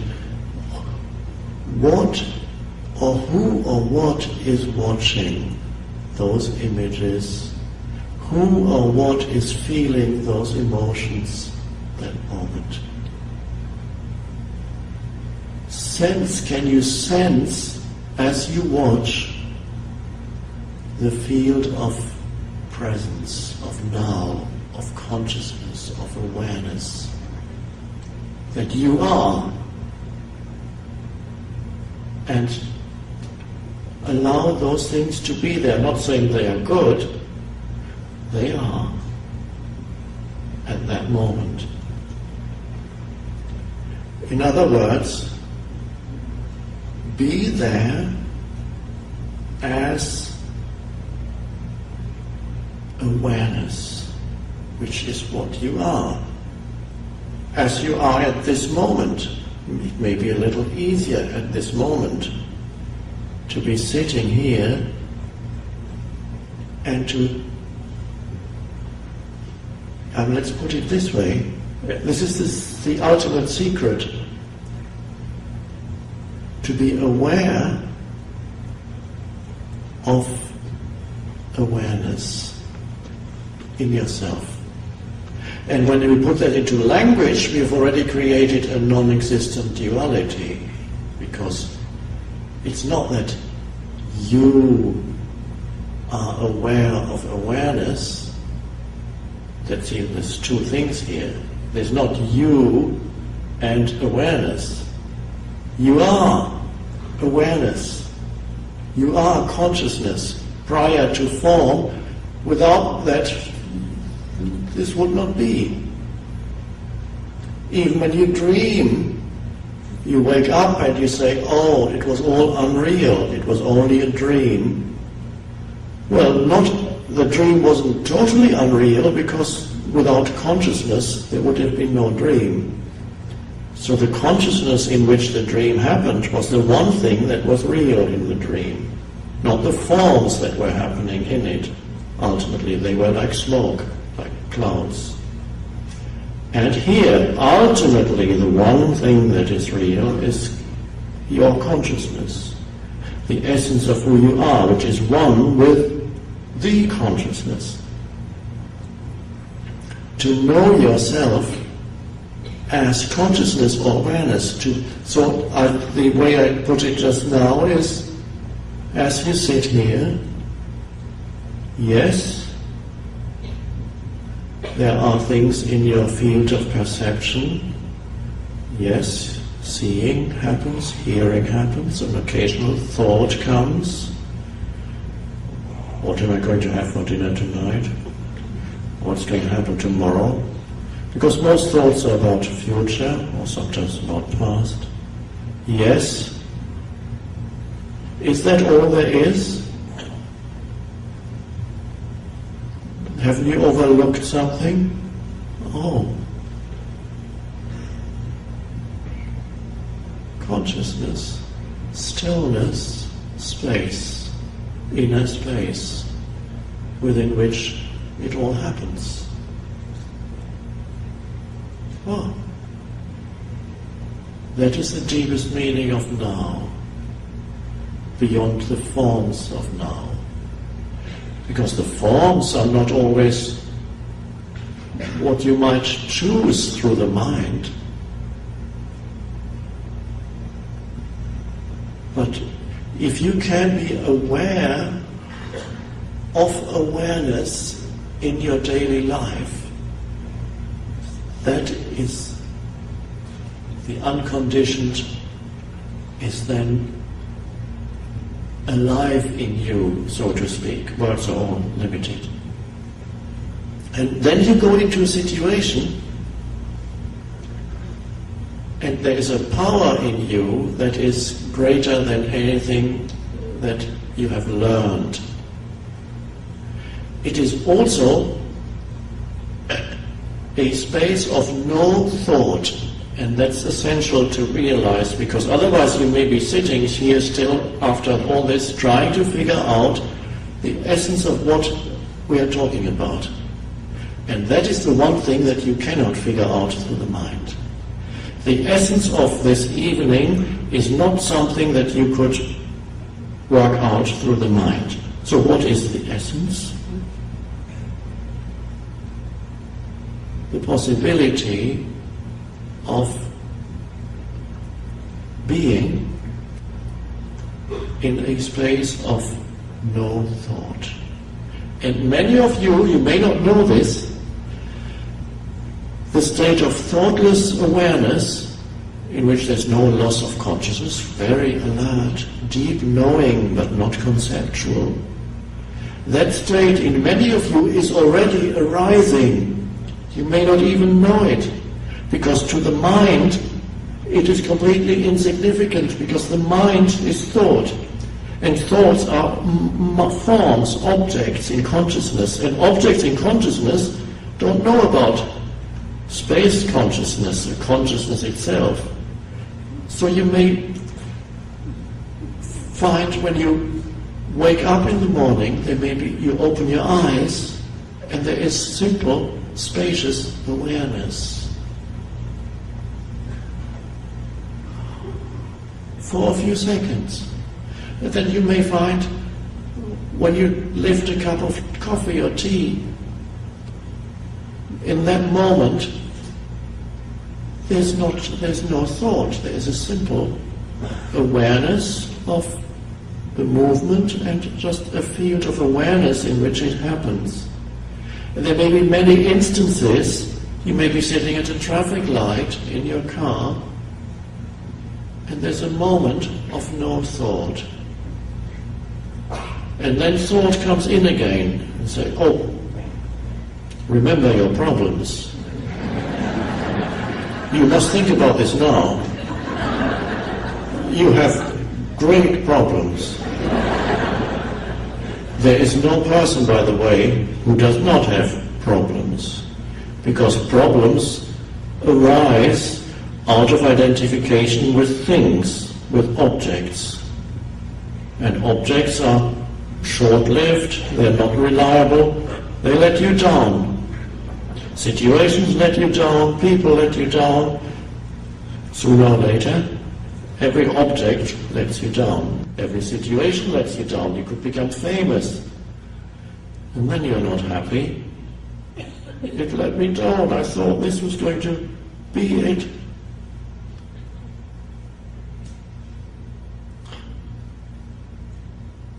And that is amazing. And then you may find yourself looking at a tree, and there's a space of no thought in which the perception happens, which is a stillness, a live stillness. And to the mind it's not significant. How does that help me solve my problems?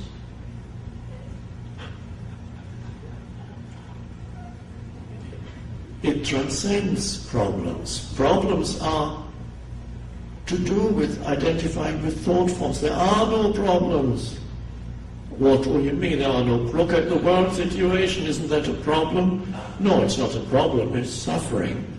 It's happening now. Problem is thought form. In the now you may have a challenge, never a problem. The challenge you meet by giving it attention, and if you give it thoughtless attention, which is you look at it,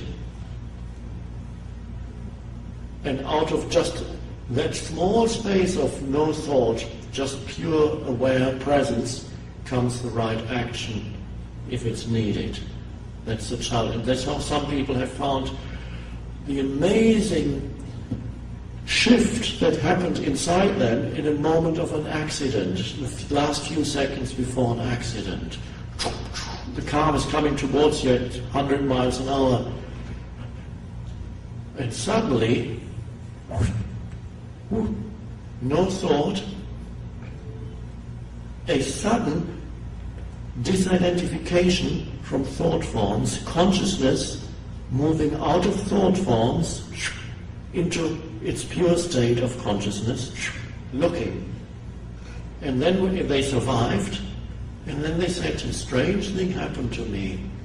The car was coming towards me. I knew there was going to be an accident. And it seemed as if things slowed down, and there was no fear. I felt incredibly peaceful, although I knew I could die. Just that incredible sense of peace and wakeful, extreme alertness in that peace. That's what they said. Couldn't explain it. Other people in extremely dangerous situations went into that state and they acted out of that state. In other words, totally unpremeditated, spontaneous right action happened when the situation occurred that thinking, the conditioned mind, could not possibly have dealt with. It doesn't know enough, it's not fast enough, it doesn't have the information, it cannot deal with true emergencies. Thinking, so sometimes it happens that naturally thinking collapses, and something takes over that is far more powerful than thought. Not different from thought. Thought is an aspect of the vastness of consciousness, but this is when the unconditioned takes over, and it's always still, alert, present. And out of that, they act, or action happens. There's no doer in the doing. And then the situation is over, and then usually the old mind patterns come back. But sometimes something is left in that person, an opening is left in that person that faced death, for example, if it was death, faced death and looked death in the face, and suddenly the shift happens. So for some it becomes an opening that then becomes the transformation of consciousness. And the same in the moment of creation, in an artist and even a scientist, the creative impulse, the realization comes out of no thought, still aware, alert presence.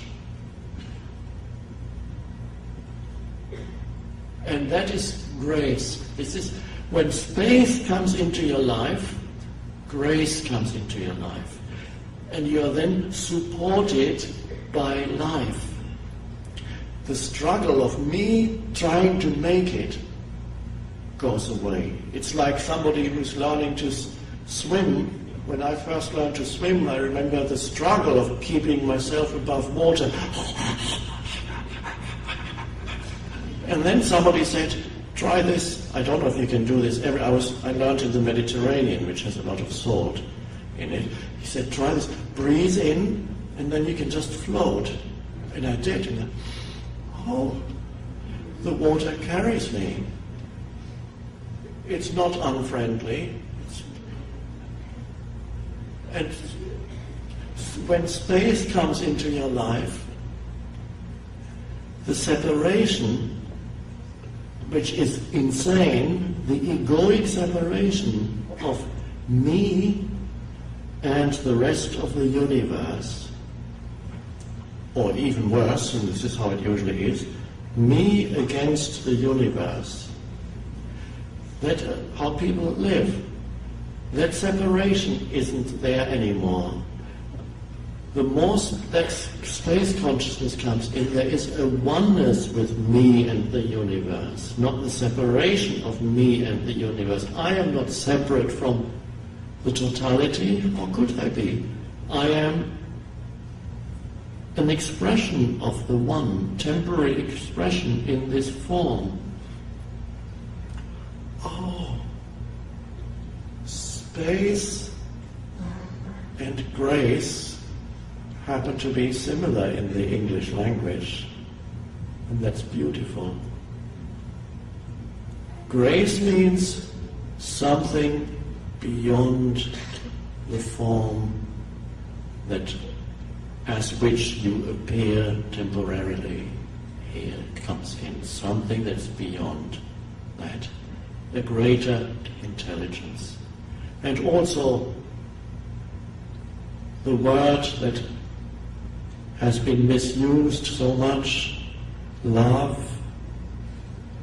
true love, not the egoic love that says, I want you, don't you ever leave me.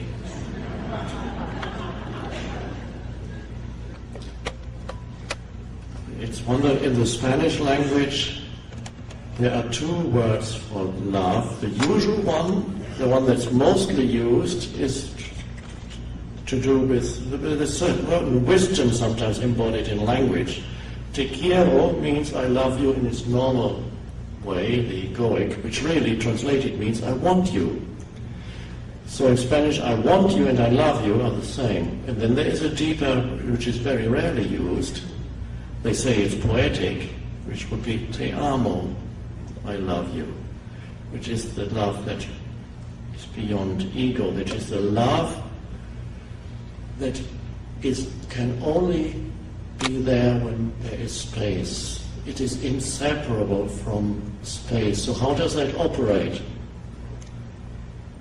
A human being comes into your life. It may be just a brief encounter or someone you've known for a long time. Here there's an encounter. What the Course in Miracles calls, whenever two human beings meet, it is a holy encounter. I would add, it is only potentially holy.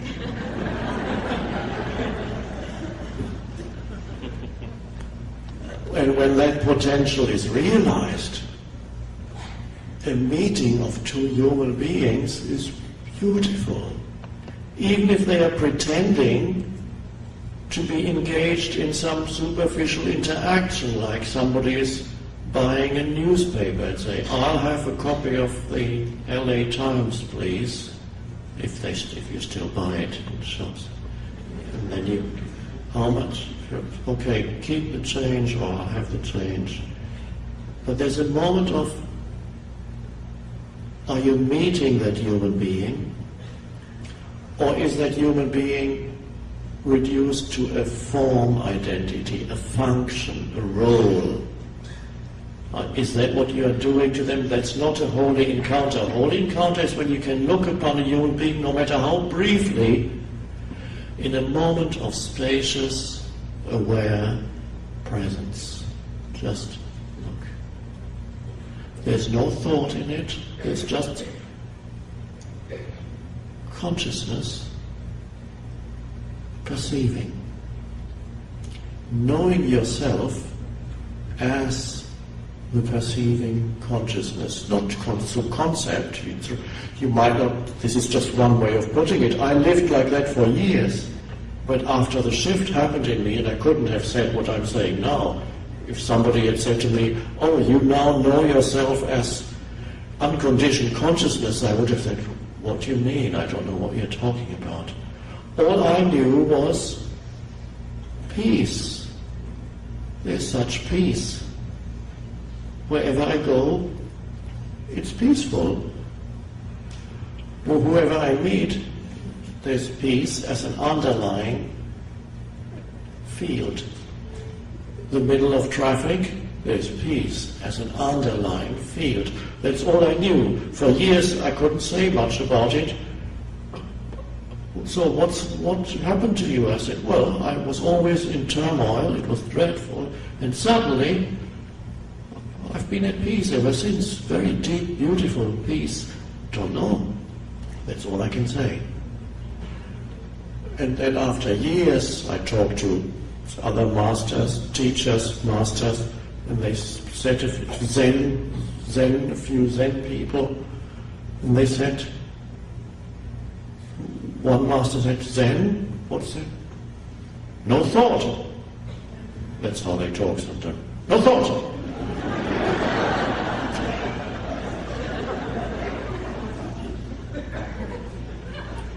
And if you don't get it, they may hit you.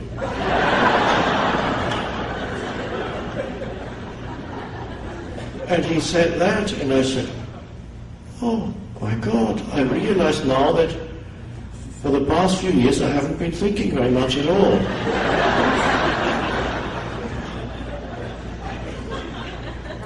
That's where the peace comes from. Wow, I didn't know.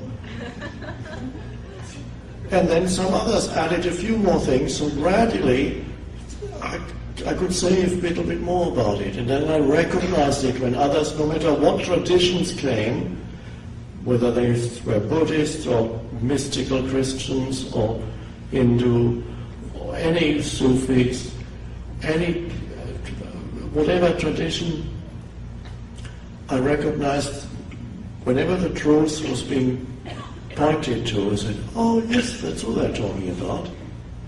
Oh, it's so simple, it's everywhere. So two human beings meet and there's a flow of, one could almost say a current of awareness that is there as the sense perception happens. And another aspect of that, of course, is allowing this moment to be as it is. And this moment is taking the form of this human being. Forms change continuously. So you allow this form to be, and there is the outflow of attention, of awareness. And now there is a true, you are meeting beyond the roles that you play on the surface level of this world. Because on the surface level of this world you meet humans playing their respective roles. One person plays the role of customer and the other person plays the role of employee. Or you play the role of doctor and the other one is the patient. Or you play the role of father or mother. Dangerous roles if you completely identify with them. If you completely identify with father or mother, you will continue to play the role even when your children are 30 and 40. Does that sound familiar to some of you? Completely identified with being a mother. I know what's best for you. When they're 50, the mother's still... It's beautiful to play the role of father or mother, but to be identified exclusively with any role is a dreadful limitation and brings suffering. So I can be a mother, but can also be there as space for the child to be, to give the child space, to be able to look at the child without some movement of thought that says, you should be doing this, now do that, why didn't you do that? To just look, to just give attention, to listen. Listening and looking, in that I'm using these conventional words, meaning the flow of awareness, which can flow into listening and looking. But it's not, the looking itself isn't important. The listening, the words themselves are not that important. The child may be talking about what happened at school, but there is space. And that's the greatest gift that frees you of the roles you play. Not that you don't play them anymore, but they become spacious. There's a lot of space around the roles, and then you become much more effective even in the function, even in the roles you play. You become a much better mother or father or employee or boss or doctor, no matter what the roles are, when you are not exclusively identified with a role. Imagine meeting a doctor who is just, and there are many these days who are just doctors because they are so identified with, their mind is crammed full with stuff. They've been conditioned like that since childhood. So they don't really, they're not there. You are a case history. Okay, take that 5 pills a day. This. They hardly look at you. They're so burdened, one patient after another. Okay. Next. And then there's a doctor who may be equally busy, but gives you attention for just a moment, and so goes beyond the role and is there as aware presence. And you feel suddenly, oh, it's so good. There's space here. And as another human gives you space, space arises within you too. And it feels good to be there. And then the doctor just makes 1 or 2 little remarks which were not premeditated, which came out of that space, that stillness in him or her, which help you greatly. He said something. And I know some doctors who work in that way. They are enormous blessing to all their patients. Not that they neglect their form identity. The form identity becomes incredibly enhanced through going beyond form. Oh. So you honor the world of form, but are not trapped in it, not consumed by it. Awful what it does to people when they don't know themselves as spacious awareness. How forms consume your life completely. My God. It keeps the space. Ah. And then, no matter where you go, there's always inspiration comes through that. Spontaneous action comes through that. Realizations. A sense of oneness with whatever you perceive, which is not there when whatever you perceive is labeled and interpreted and given some form identity. Not that you don't think anymore, thought still comes. You're no longer exclusively trapped in thought, so you can look at a tree and there's a moment of spacious awareness. As you look, the perception happens. Stillness. You look in and through stillness.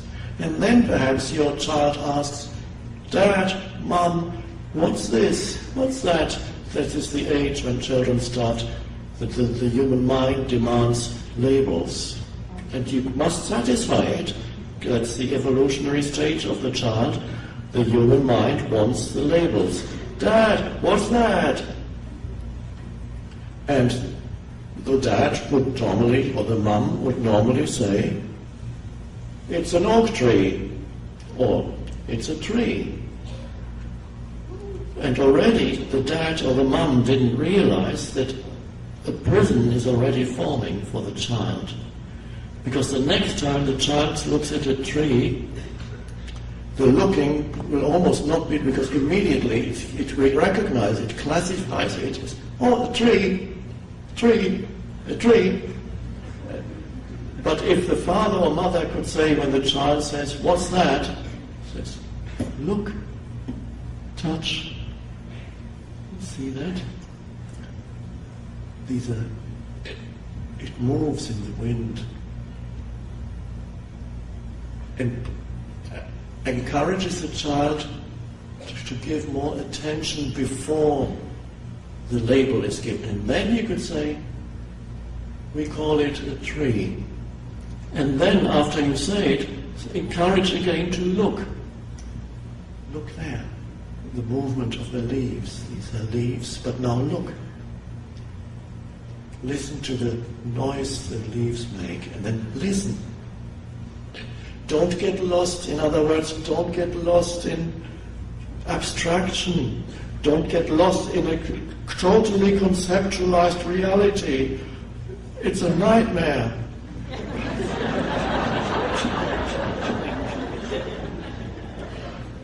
A conceptualized reality, you walk around with a conceptualized sense of self in a conceptualized reality. What a way to live. And that, of course, is not surprising when millions and millions of humans live in that way, what they create externally. And all that is great in human beings, when you look, yes, a lot of human history is complete insanity, but also here and there are great and wonderful things that have come through human beings. Creations, artistic, otherwise, or sometimes just acts of great love, helping, great insights, great. So whenever this has come into, it's always been through that, not through the accumulations of the human mind. The human mind may have come in at a later stage to give expression of form, but the insights, the greatest, greatly inspired things, the great works of music, of art, all came from the deeper level of the unconditioned. So one could almost look upon human history as a case history. If the whole of humanity were a human being, that human being would presumably be in a mental home. But if you looked at the case history of that human being, it would be a case history of insanity with a few lucid intervals. Of beautiful lucid intervals here and there. And those are only pointers to what is possible. But lucid intervals are no longer enough now. Humans need to enter that state, and that's a limited way of putting it. And it is happening, they are doing it, it is happening, the doing and the happening are one. Because sometimes people ask me, well, isn't it happening anyway? Yes, it is, but you still have to do it. Your doing is the happening. So what do you have to do? Nothing. Allow this moment to be as it is. Well, isn't it a doing? No, not really. Everything else is a doing. Just this. And naturally, the aware presence is already there. It doesn't need to be brought about. It is only obscured. That's all. So it is very true when you may have read some of the Buddhist masters, they sometimes say, you are already enlightened. And that's a strange thing to say, but it is true. It is not true if that becomes a thought form in your head. Then it leads to more trouble. If you walk away and say, okay, I'm already enlightened. But in a deeper sense, of course, it is true that the consciousness that is unconditioned is already here in you now. So the quickest way to it's so quick that it doesn't require time at all. If time comes in, that will be the obstacle.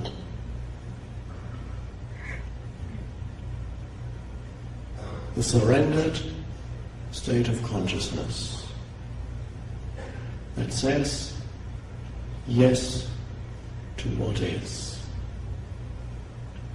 That's all.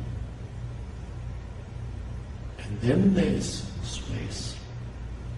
The yes brings the space, or makes you realize the space that's already there. Have space in your life, or realize that what happens in your life, or what does not happen in your life, is not absolutely important. Relatively, yes, but not absolutely. Your state of health, your finances, your work situation, your relationships, your home situation, those are the usual levels that bring problems. Or those things are relatively important. It is good to honor all those. This is the level of form. But perfection is not to be found there. You get one right and the other one leaves you. This. Nothing that happens in your life is that important, and nothing can give you yourself or take away yourself. No gain in life can give you yourself, and nothing that you lose is really significant as far as who you are is concerned.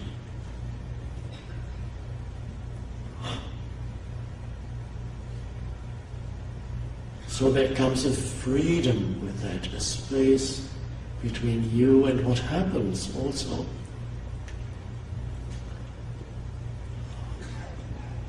And here too a little paradox comes in.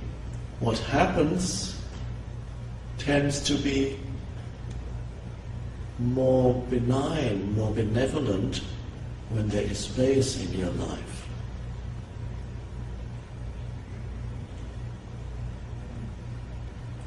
As I said earlier, grace comes, support comes. You are no longer living your little life. You are lived by the greater life, by the one life. That's the only way the world can change, when humans realize that.